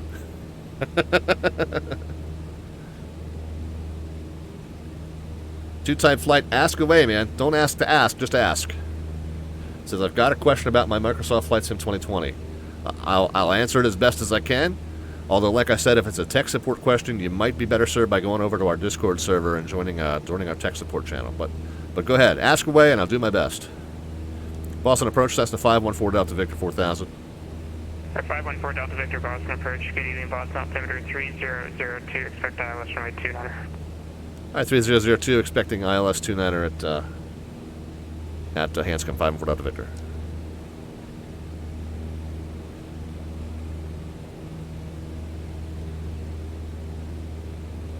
Okay, well, we were going to tell him that we had the weather and, wanted that ILS 29er approach, but he already knew.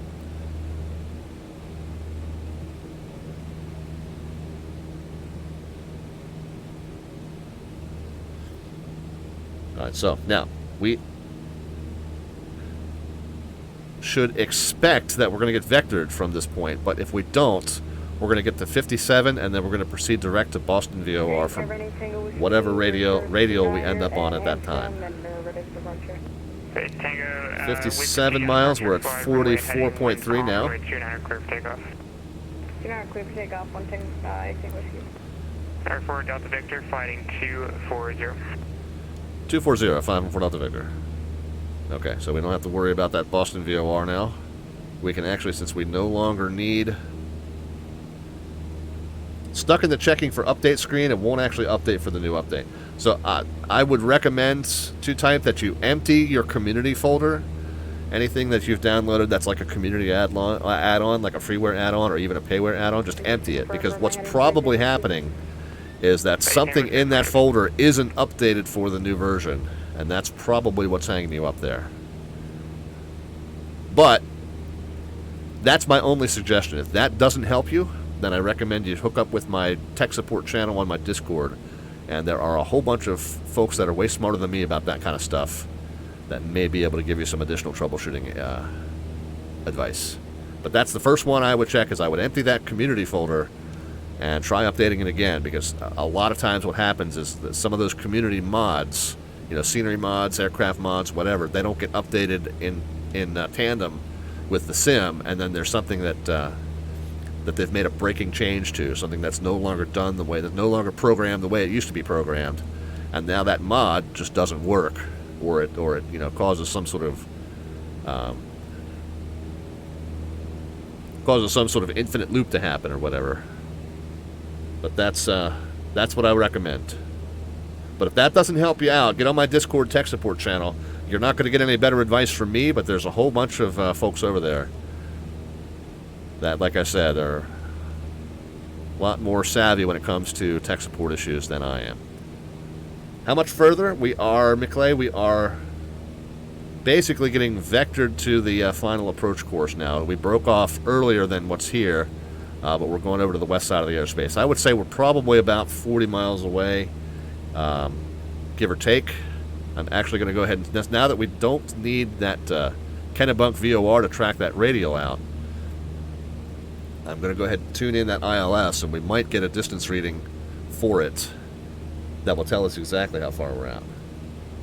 So we're looking at the ILS or localizer runway 29er at Hanscom Field, Bedford. So if playing along at home, I'm going to watch the airplane while I do this. But if you're playing along at home, that's the chart that you want to look at. And I'm off my assigned heading. I'm above my assigned altitude. Let's get back on a 240. And let's get back on a 4,000 altitude. At the same time, let's get ready to tune in the approach. It's going to be 111.15. So 111. 514 Delta Victor, fighting 270. 270, 514 Delta Victor. Okay, so the DME on that is 26.6.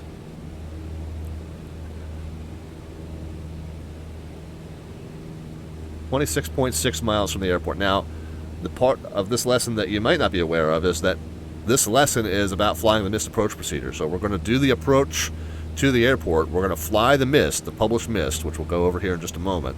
And then we'll come back around for a second attempt. So there's still quite a bit of flying left to do.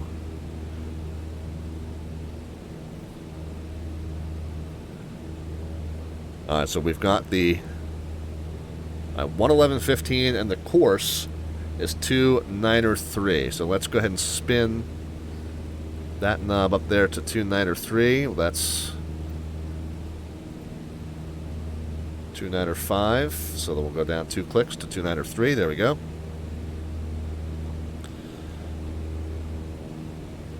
The missed approach, should we need it, and we know that we will, is 1,000 on runway heading, and then a right turn to 2,000 on the Gardner 111 to Socio. So that means we need to tune in the Gardner VOR 110.6 and the 111 radio. I'm going to put that in the nav too. So we'll see in this VOR how we are in relation to that that course there. We are cleared into the Boston class. So that's 110.6. Clear direct Boston, altimeter free 002. American 2120, descend and maintain 2. Swap that in. And again, it's a 111 is the outbound course. I don't have a joystick control for that, so I gotta try to maintain 270 and 4,000 while I'm doing this, but we'll flip that around to a 111. 3002, expect ILS, runway 22, correction, expect 22 left. Go to the Boston class forever, space, maintain VFR at or above 2,500. So there's 110, there's 111. The Boston class forever, space, VFR at above 2.5 minutes, 57 Echo, and we'll plan for 22 left.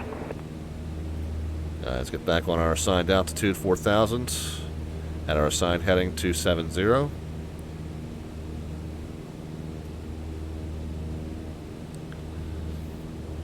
For 514 Delta Victor, turn 10 degrees to the right. 10 degrees right, 5-4 Delta Victor. Okay, so that's a 270, and now it's going to be a 280. We were already 10 degrees right. Here's 1011, turn left, heading 160. Turn left 160. All right, let's continue briefing this approach, guys. American 2120, turn left turn. So we're going to intercept at or above 1800. Here's the final approach fix at 1800. American 2120, traffic 12 o'clock. If we successfully land, it looks like a left turn off to the ramp area. If we go missed, we know that it's 1,000 straight ahead, then 2,000. It says climbing right turn, but we're going to pick up that garden. It's almost a straight out, honestly, so we'll need to make sure that we know it's almost a straight out. That's just when we're going to start looking at this VOR 2 gauge here rather than the VOR 1 where we've got the ILS. We did check the weather. We got off-schedule descent hitting us with a raid. Thank you so much for that. Appreciate you stopping back in. We did finally get that first IFR wings flight done, and we're on the second one. Everything with the airplane has gone fine so far.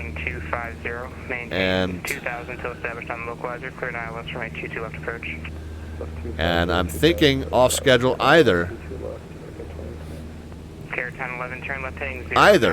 that I was pushing the engine too hard, close to and over the red line, or that when I pulled the power down to start the descent, I think maybe I didn't pull the carb heat and the carb might have iced over.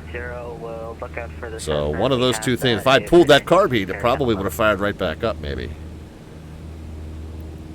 Boston, Caravan 8 Tango Whiskey, sorry, our sim crash. We have the weather, Hanscom, and we're squawking 2424, and we have the right.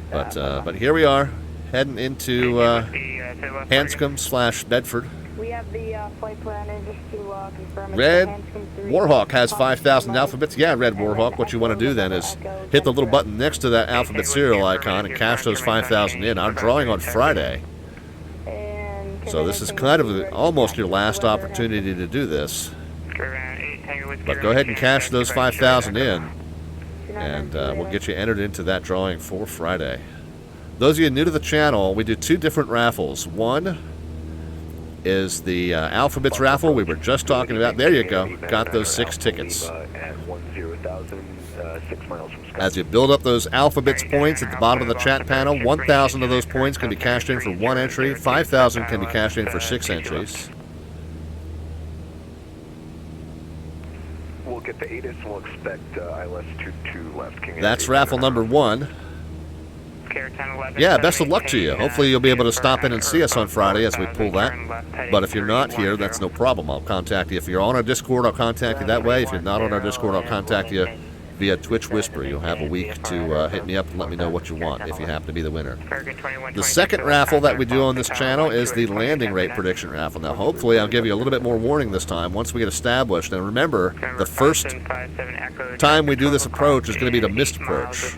So we don't need to get landing rate predictions until the second time we're commencing this approach. But once we're once we're getting vectored to that approach the second time, we'll get you to start putting predictions in as to the vertical descent rate the moment the wheels touch. I know off-schedule descent hates this, but yeah, not that that's the anywhere close to the best descriptor of whether you made a good or a bad landing, but just for fun sim purposes, we'll solicit your predictions as to the descent rate at the moment the wheels touch, and the closest prediction gets an entry into the second raffle. Again, we will pull the raffle ticket on Friday's stream. King Air 9 Alpha Lima has Juliet. Alpha Lima, roger. Yeah, so that landed at descent rate upon the touchdown of the wheels is a kind of a simmer game, but just always keep in mind, guys, that that is by far not the best descriptor of whether you made a good or a bad landing. Car 4 Delta Victor, turn left heading 220. 220, 514 Delta Victor. Hey, Tango Whiskey, ready to departure runway 29.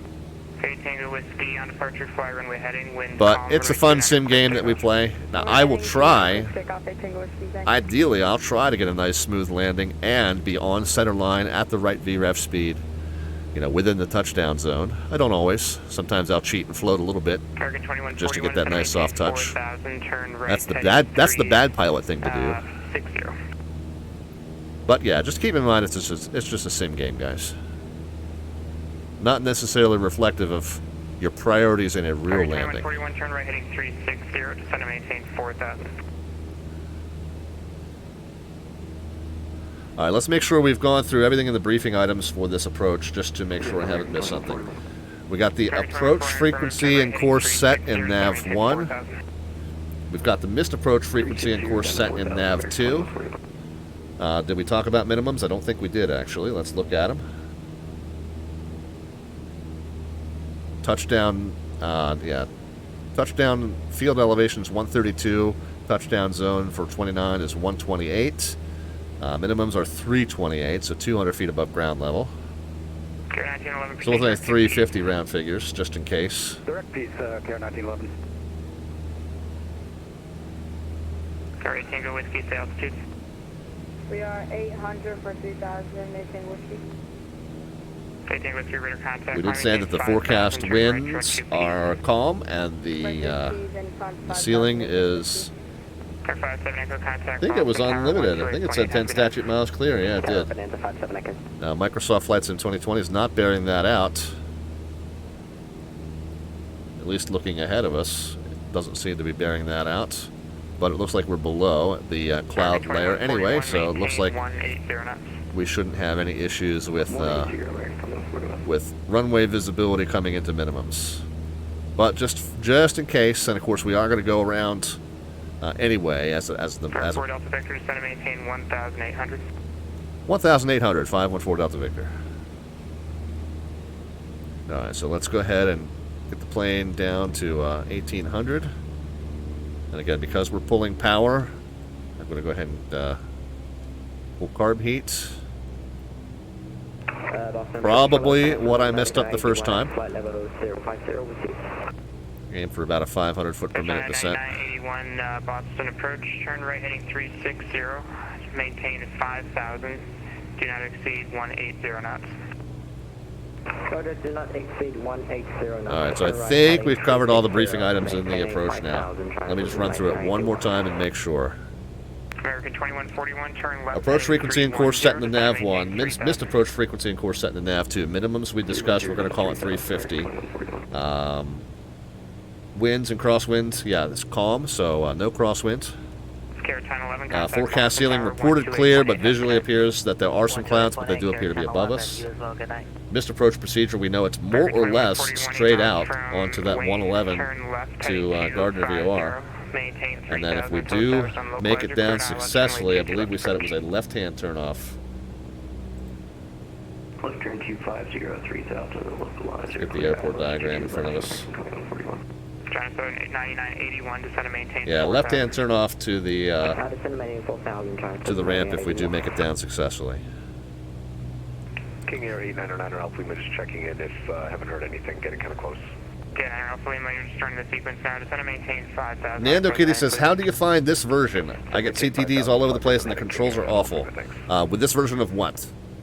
If you're talking about the JPLogistics Cessna 152, it's actually on flightsim.to. Just search, go to flightsim.to in your browser and search C152 and it will probably come right up. It's 1.0.0 beta number 2 now. Came out today, about a half an hour before stream went live. Oh, this Microsoft Flight Sim. So, Nando Kitty, I don't know what could be causing that. There's lots of different things that could be causing that. But my best advice is if you have anything in your community folder, anything, any scenery updates, any airport updates. Turn right, heading 260, intercept the runway 29 localizer. 260, intercept the localizer 54 Delta Victor. American 2141. So anything that you've downloaded that's in your community folder, take all that out. There's a very good chance that one or more of them were not updated for compatibility with the Sim Update 5 that came out, and there's a very good chance that it's one of those that is causing those crashes. China Southern 9981, turn left heading 300. Left heading 300, China Southern 9981. China Southern 9981. And the controls are awful, so I have, in my control settings, I have the sensitivities down like negative 50% because I agree that out of the box, this thing was very, very jumpy. So I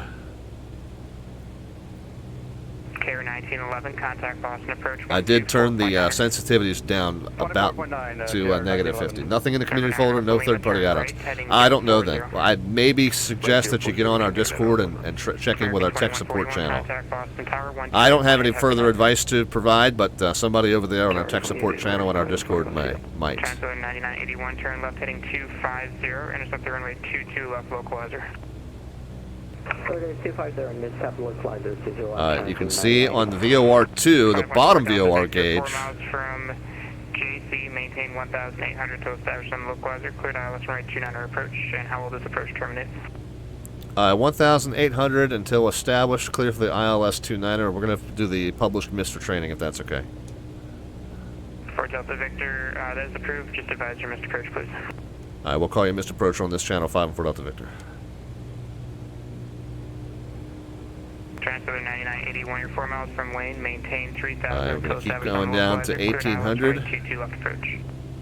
The course 293. So I'm a little left, of course. 9981, do you want heading 190 to intercept? Roger, 190, transfer 9981, approved. Thank you. We'll go our first notch of flaps. Remember, guys, we are not getting landing rate predictions just yet, as you may have just heard me tell the controller. We are going to perform the published missed approach on this go-around, and then we will get your landing rate predictions for the second go-around. So hold off on those for now, guys. 1,800 is what we were told we could descend to by the final approach fix, which is 4.8 DME. We're at 6.6 now. We could drop it down another 300 feet, it looks like.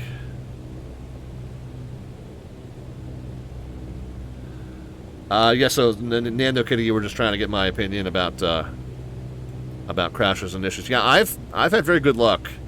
Knock on wood, I've had very good luck. The Sim's stability has been pretty solid for me, with the exception of when the PMDG DC-6 came out right after another Sim update, right after the last Sim update. So that issue, again, it was an incompatibility between the add-on and the Sim, because the Sim had updated, but the add-on hadn't. That's the genesis of most of the crashes. 42 Victor, contact Boston approach 124.9. But yeah, something else is going on. Yeah, the trim is really sensitive. McClay says I'm really struggling with the trim. Yeah, the trim is really sensitive. Just get used to it. Jet 7621, contact Boston. All right, we're at 1,900.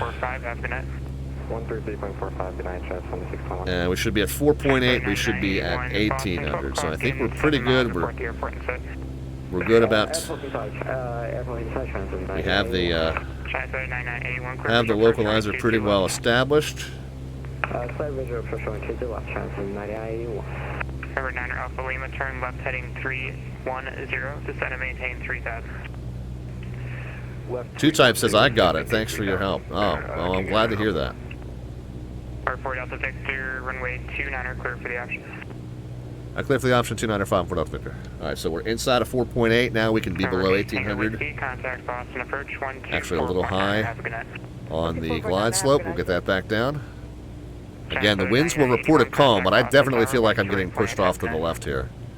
Roger 128.8, good night, China 7981.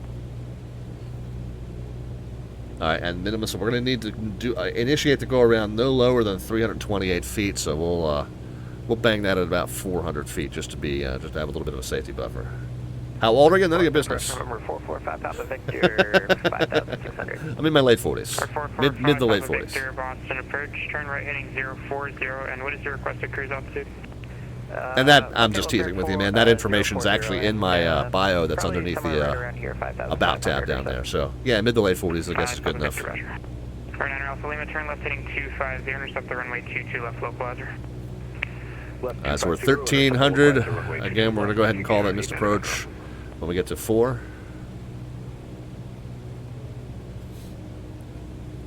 And he gave me a landing clearance, so I assume that means this is a towered field. I didn't really check that. So I guess we go to the VFR chart. Yeah, this is depicted in blue. So yeah, this is a Class Delta towered field.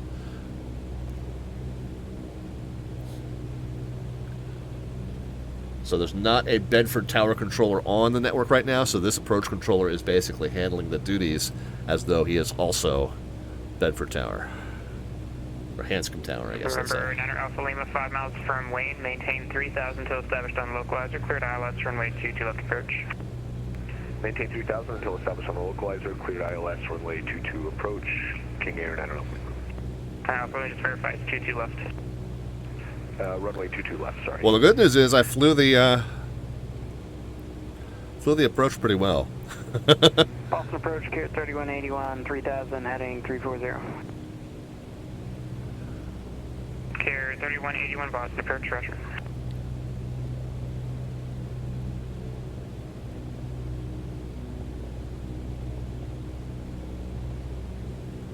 There's 600. Again, minimums are 320 something. We'll just go at 400. We'll just go around. I'll need to remember as I power this thing back up not to, yeah, I gotta throw in the carb heat. Yeah, no, wiggle spank, we're going around on this one, so we'll get to the predictions when we get established a second time. How do you know where to go with no map? Oh, I got all kinds of maps, man. Hold on one second. Let me get established on the missed approach procedure here. I got all kinds of maps. They're just not on this screen.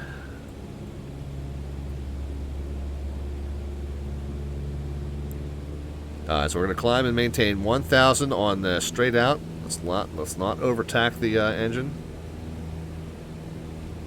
King Niner Alpha Lima, contact Boston Tower 128.8. Have a good night. Boston Tower 128.8, King Air, Niner Alpha Lima, good night. Yeah, just in case the engine cuts out, wiggle spank. Okay, I got you. Fair enough. Yeah, we're not redlining it, and I did remember to pull carb heat on that. 181, fly heading 310. Alright, so we're going up to 1,000. The nice thing about doing this in the 152 is this all comes nice and slow. You have time to think about it. Straight ahead to 1,000, and then a right turn to 2,000, but you're really just joining that VOR, so it's almost straight out. And of course, it says we need to go left to get on that VOR, but I think it's because we have it flipped around the other way.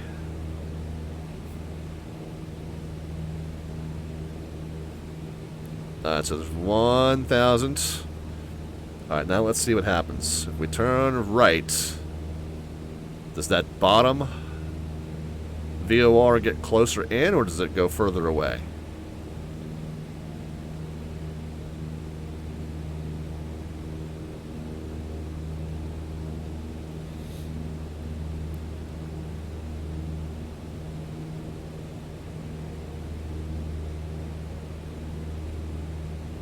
Tell you what, just to make sure, 111 would be a 291, so I'm gonna, whoops.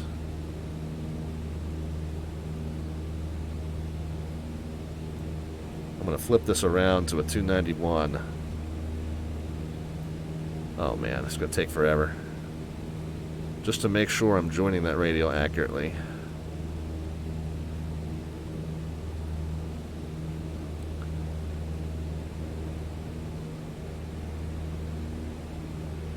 To 70, to 80, to 91. Okay, yeah, so it's coming back in from the right this time. All right, and that point Saucio is 28 miles, and we're at 32 miles.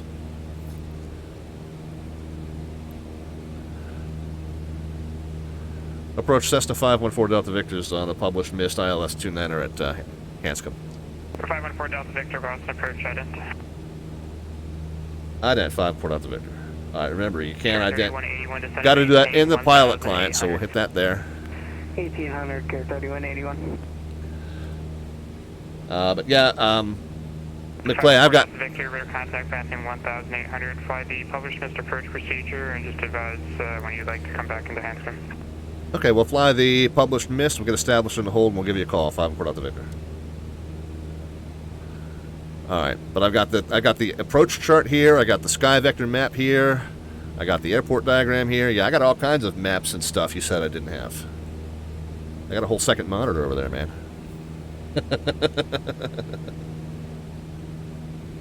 Alright, so 2000. Pull the engine right off the red line just a little bit. No Navigraph? No, I do have the Navigraph desktop chart app. I use that, Joshua, when I fly outside of the States.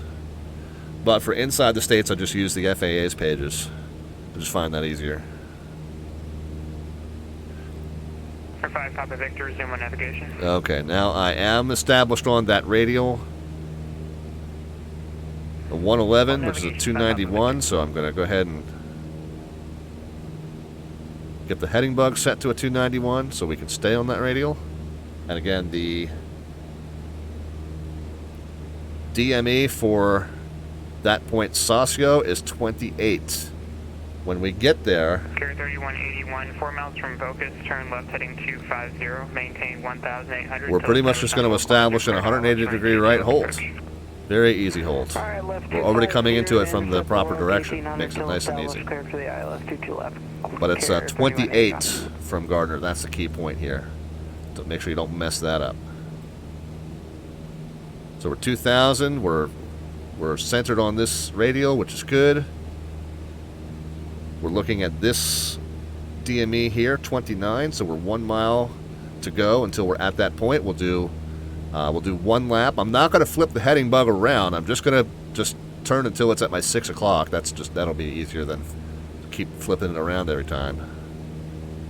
What job do you do outside of streaming? I work in transportation. There's a whole bunch of stuff, McClay, if you want to check out under the About tab. Probably more information than you could ever want to know about me is underneath that About tab. So feel free to check that out. I work in transportation, but none of the stuff that I manage has wings, unfortunately. Care 3181, contact Boston Tower, 128.8, have a good night. Alright, so there's 28, 27.9. Let's go ahead and start that 180-degree right turn.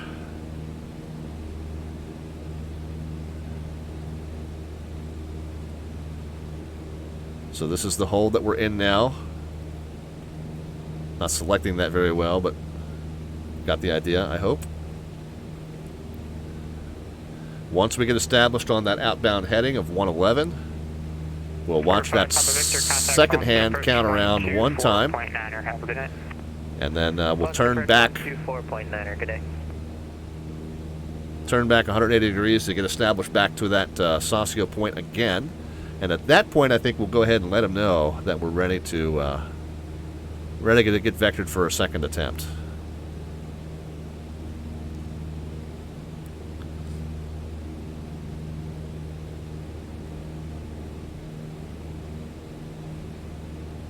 Alright.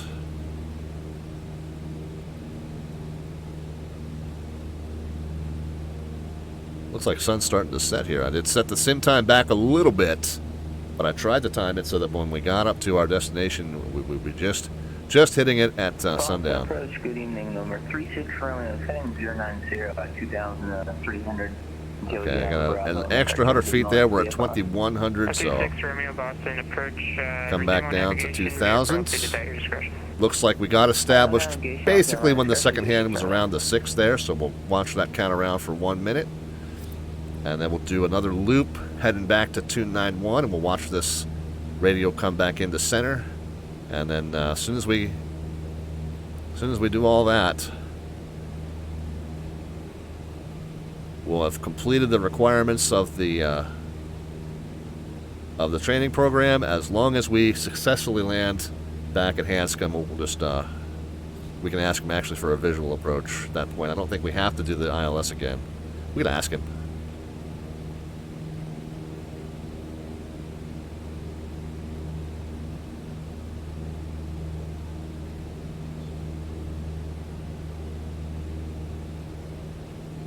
We'll get vectored for the ILS again. Why not? Well, let's see if I can see what it says. All right, so we're turning back to the outbound 291, and we got to make sure that we don't cross over that radial. We want to make sure we stay on the protected side where the hold airspace is located. Okay, well, this says fly at least 2 complete patterns. You can refly the ILS or a different approach. Alright, we'll just get a visual. Whoops. I gotta turn a little steeper. It looks like we're right on top of that radial. I don't want to overshoot and end up on the non-protected side there. So let's get the plane around to back to that 291.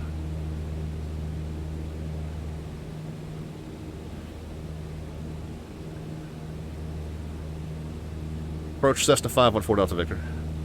514 Delta Victor, first. So I guess Wings 13 says we need to do 1 more lap. Are you satisfied that we've done enough, or do you want us to do that second lap? 514 Delta Victor, no, you're totally fine. Just advising like to come back in. Yeah, we're ready to come back in. We'll go ahead and take a visual 29er. 514 Delta Victor, roger, clear to Hanscom Airport by turn right heading 080, radar vectors direct. Expect a visual approach from runway 29er. Alright, 080, radar vectors direct, expecting the visual 29er, 514 Delta Victor, thanks.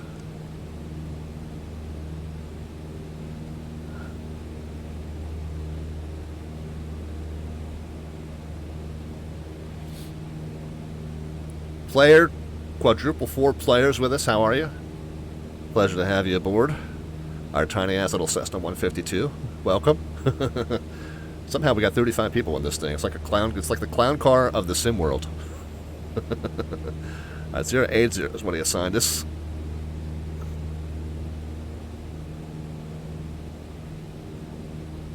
So we'll spin the heading bug around to that.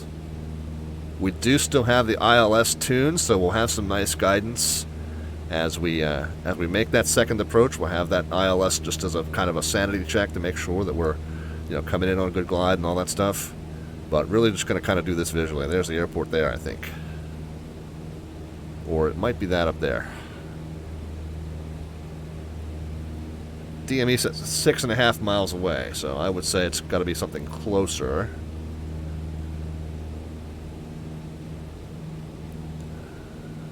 For 514 Delta Victor, turn right heading 130 on the rollout, Hanscom 12 o'clock and 5 miles, advise the airport instead.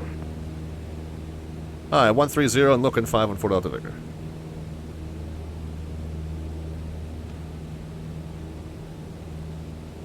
Whoops. 130 is there. And we said once we roll out, it will be... Oh, yeah. Yeah, I'd say we have an airport there, guys.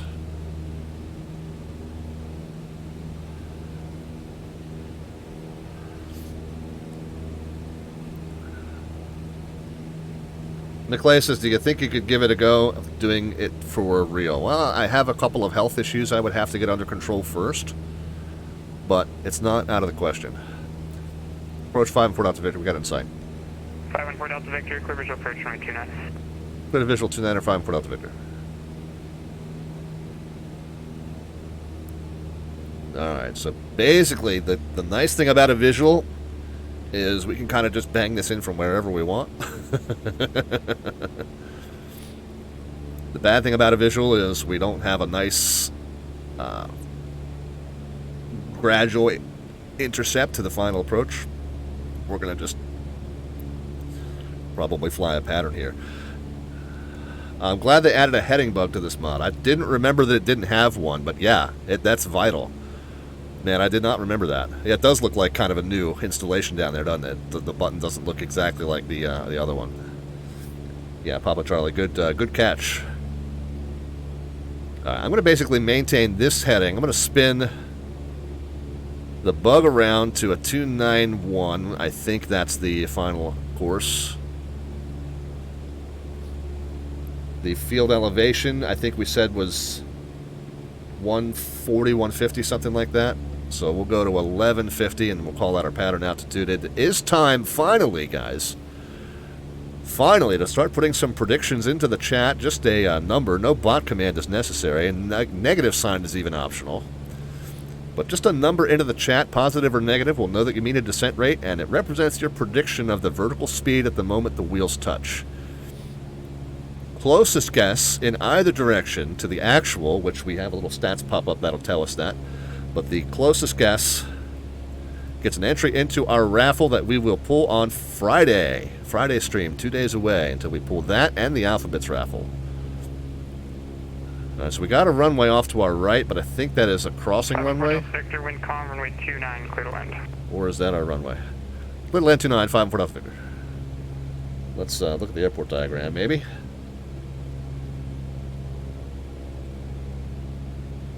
Yeah, so that's probably 2-3 there that we're looking at.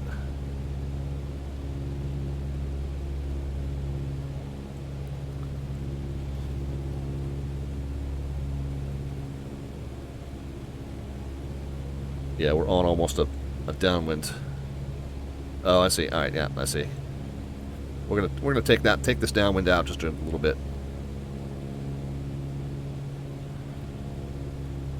All right, let's start getting slowed down. Yeah, get those numbers in, guys. You got to have them in. The field elevation here is 130, so we'll need the predictions in no later than 430 feet mean sea level. And it's got to appear in the chat before my wheels touch, but I'm trying to account for that buffering delay for you. So get those into the chat no later than 430 feet mean sea level if you want it to count. We'll go ahead and get flaps 1 going. Go ahead and get carb heat going.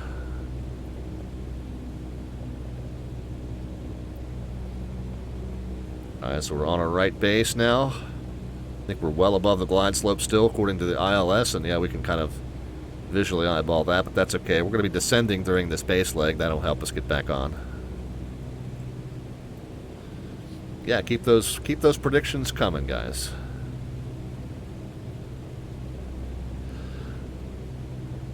Oh, pilots, I asked earlier, why are you going around? Because the Wings IFR 13 specifications call for that as part of the training exercise. You fly the published mist, do 2 laps around the hold, and then come back in and land. So yeah, it's just part of this particular training course, this particular training flight, that you have to do that mist. Yeah, it doesn't matter, McLean. Just throw a number in. That's fine. Got as good a chance as anyone, really. Oh, we are really not getting the geometry of that base to final turn. See if we can salvage it.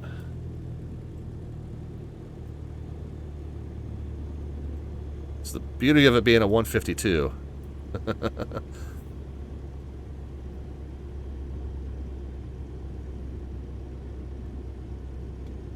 There we go. Now we can bang it over. Last notch of flaps in.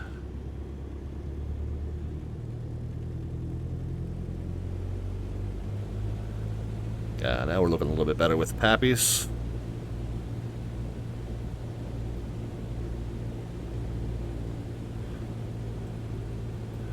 We do have our landing clearance.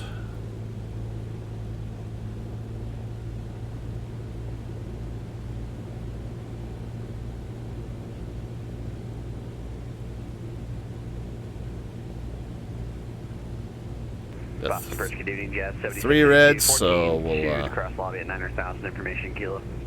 see if we can get back. 3682 Boston Approach, thank you for kilo. The altimeter There we go. 300. 2 reds, 2 whites. That's your kind of ideal glide slope, if you will. Yeah, we're still getting pushed over to the left. You see that, guys? Winds were reported as calm, but, you know, that's just one of the weird inconsistencies we get with this weather in this sim sometimes.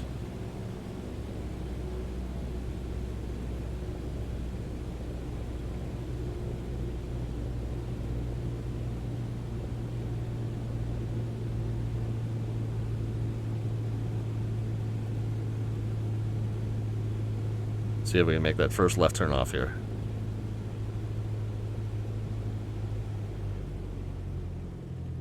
Boston Approach, hello there, Walker 720 at 5,000. Yeah, should be a problem at all.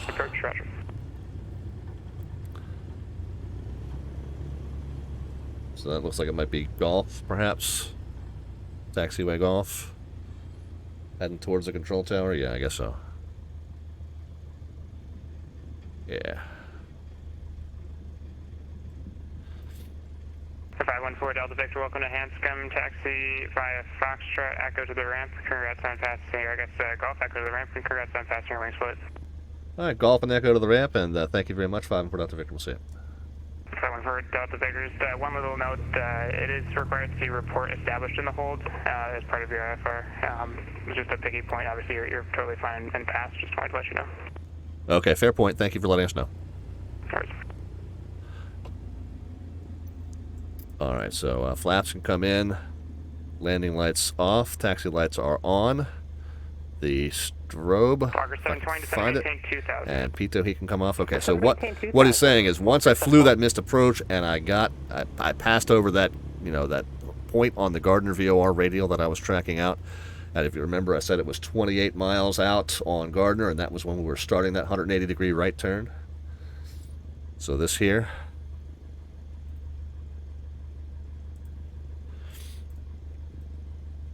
Once I made that turn, that was when I should have let him know I was established in the hold. So that was the one thing I missed. Everything else looked good, he said, so that's why he went ahead and passed me. But for those of you performing this and using this as a guide for this particular rating flight, don't miss that. Who is it that we're talking to, McClay? It's a VATSIM air traffic controller. So VATSIM is a network where you have pilots and, or pretend pilots and pretend air traffic controllers online. And so this is the approach controller for Boston Logan. And we just landed at a little satellite airport just kind of west of the city of Boston. No idea where we're going here.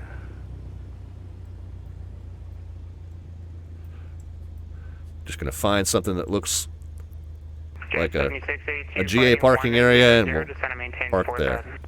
1004000, Jazz 7682. I don't know what I've done, but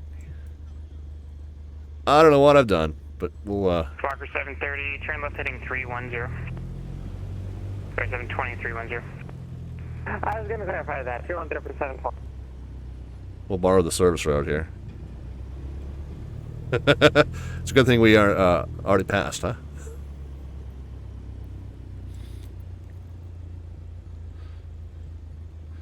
But yeah, so this is a series of training flights that is published on the Boston Virtual ARTCC's website. And so this training flight has some specific requirements that you have to follow in order to pass it, including flying this ILS, doing the full published mist, and coming around for a second landing attempt and successful touchdown. So that was all part of that training flight, and so that's why we had to do that kind of very exacting series of things. Park right in front of the big plane. They always appreciate that, says Wiggles Bank. We need to figure out who our raffle ticket winner is. Maintain 170 knots or greater until Vocus. Alright. 170 or greater until Vocus, Walker 720. I know I'm kind of off of the tee here, but he's off of the tee as well, Delta so. 211, descend and maintain 3000. Descend and maintain 3000, Delta 211. Parking brake is on. Taxi light can come off. 1011, turn left heading 020. 020, carrier 1011. And let's go ahead and run through the shutdown procedure real quick. Yep, landing light strobes and P2 heat got off.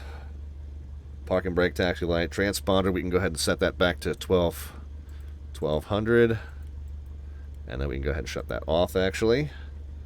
Elevator trim can be reset to about there. That's good. Check our fuel and ETA. Our fuel and ETA is all messed up because of the... South 211, fly heading 310. Battery low, it says. 190 Yeah, that's because we were idling it too low. So we got to get it. Always got to get it above 1,000. If you idle it too low, then you're not charging your electrical system. You get that red light over there. So keep it at least 1,000, and now that's going to kind of glitch out on us until it gets some power back. So nice of it to let us know that I was messing that up.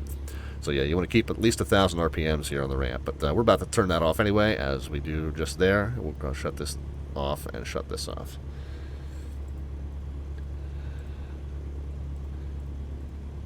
Alright, we ready to shut it down, guys? Let's go ahead and pull the throttles out. And mix, whoops, that's flaps. Mix is there. Okay, turn the magnetos off. There we go. Nav and beacon lights can come off. There we are. The alternator and battery switch can come off. All right, and that's where we get that stupid logbook, which I don't like, but there we go. All right, very good. Let's check out our winner and see who it is that gets our raffle entry into Friday's drawing for the best prediction of the landing rate for that touchdown. I guess you guys need to know the winning number before you can tell that, huh? Guess I'll tell you that in just a moment here. Bear with me. Oh, Joshua Casey said something that the Modbot didn't like. Don't worry about that. We try to keep it family friendly here, but you're not losing any face in my eyes. It's no big deal. It's a 2-minute timeout, so you should be able to rejoin the conversation here in just a couple of minutes. And sorry about that. Yeah, we try to keep the chat family friendly as best as we can. Let us see. So the winner of our raffle entry into Friday's landing rate drawing will be the one who guessed the closest in either direction to 91. 91. So that is our winning number. Let's scroll back through the chat and see how we did.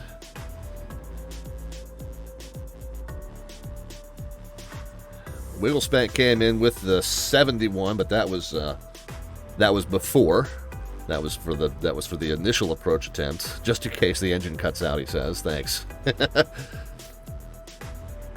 72 was what he came in with for this particular flight, so that's fine. 72. 99 from Kilo Zebra. That's only 8 away. We got McClay said 60. Migo Alex said 77. Thanks for being here, Migo Alec. Welcome to the stream. 102 was from Red Warhawk. So that's still going to be a couple above Kilo Zebra's 99. So it's right now, it looks like 99 is the one to beat. That's 8 away. Now on the bottom end, 91. So it would have to be 83 or higher to beat him out on the bottom end. Papa Charlie came in with the 80. That's not going to be close enough. Yeah, that's going to be it, guys. Then that makes Kilo Zebra our winner at 99. Guessing. Yeah, 99 feet per minute descent at the moment the wheels touch, with the 91 being the actual. So very good. And I'll have to go back and see who it was that won the first one. I think it was Wigglespank, wasn't it? I can't remember who it was, but whoever it was, they got it dead on.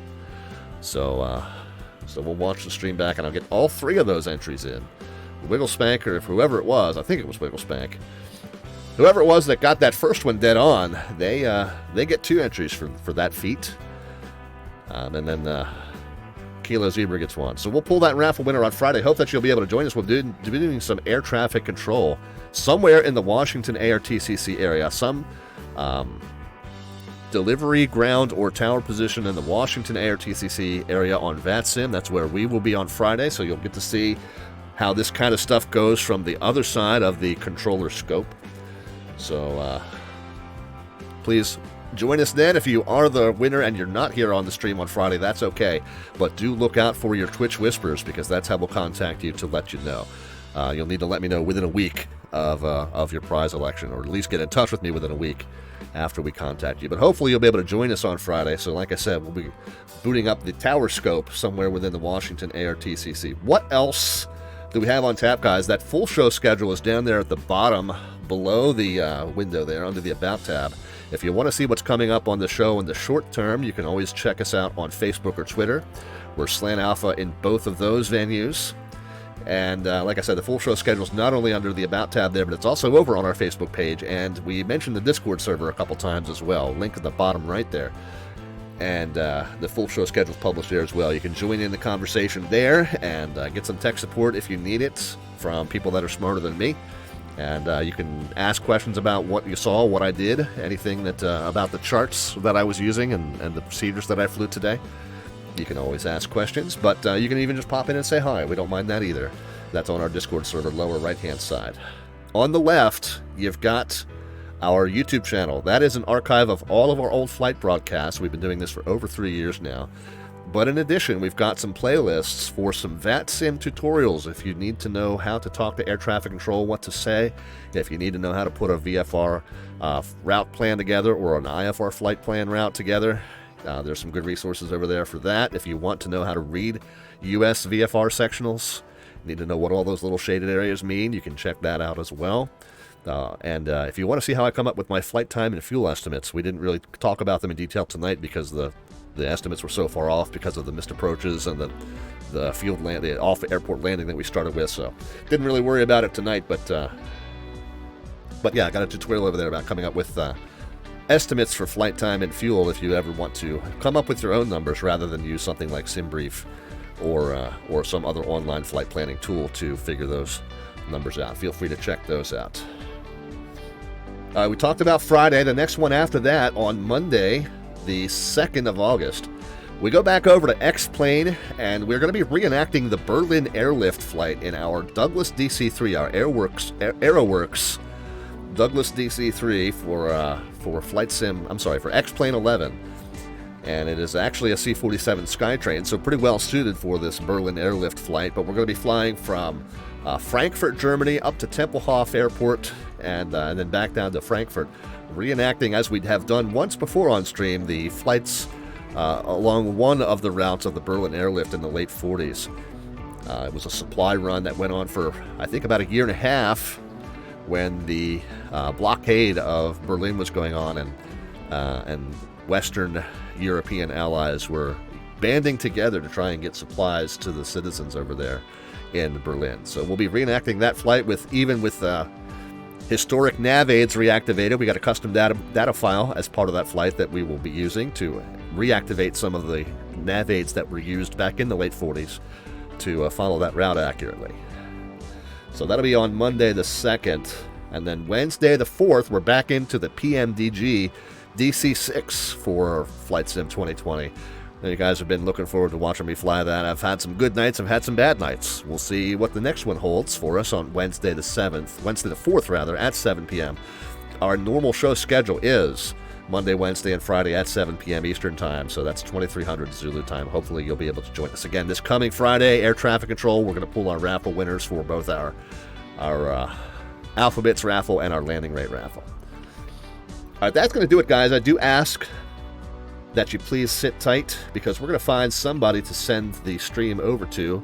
Oh, I got a good one for you tonight, guys. Well, I got a couple good ones for you. I'll tell you what. I got a couple good ones, so I will have to kind of choose one, and whoever I don't choose, it's not because they're not quality, but we're going to send you over to our fellow Flight Sim Expo media partner Mustafa. He is in that PMDG DC-6 right now, so we'll pop over and see him and see how well it fared after the Sim Update 5 and see if he's found anything that doesn't quite work in it now that the Sim has updated. PMDG did release a corresponding update pretty much same day, so we hope that everything is working the way it should, but we can pop in on to his stream and see what he has to say about it. So give him some Slant Alpha love when you get there. Again, Mustafa. Stay tuned. We'll send you right over to him. Just sit tight. In the meantime, we will see you on Friday from some air traffic control tower cab somewhere. In the meantime, have a great rest of your week, guys. Be healthy and safe in your own travels and your own adventures, and we'll talk to you then.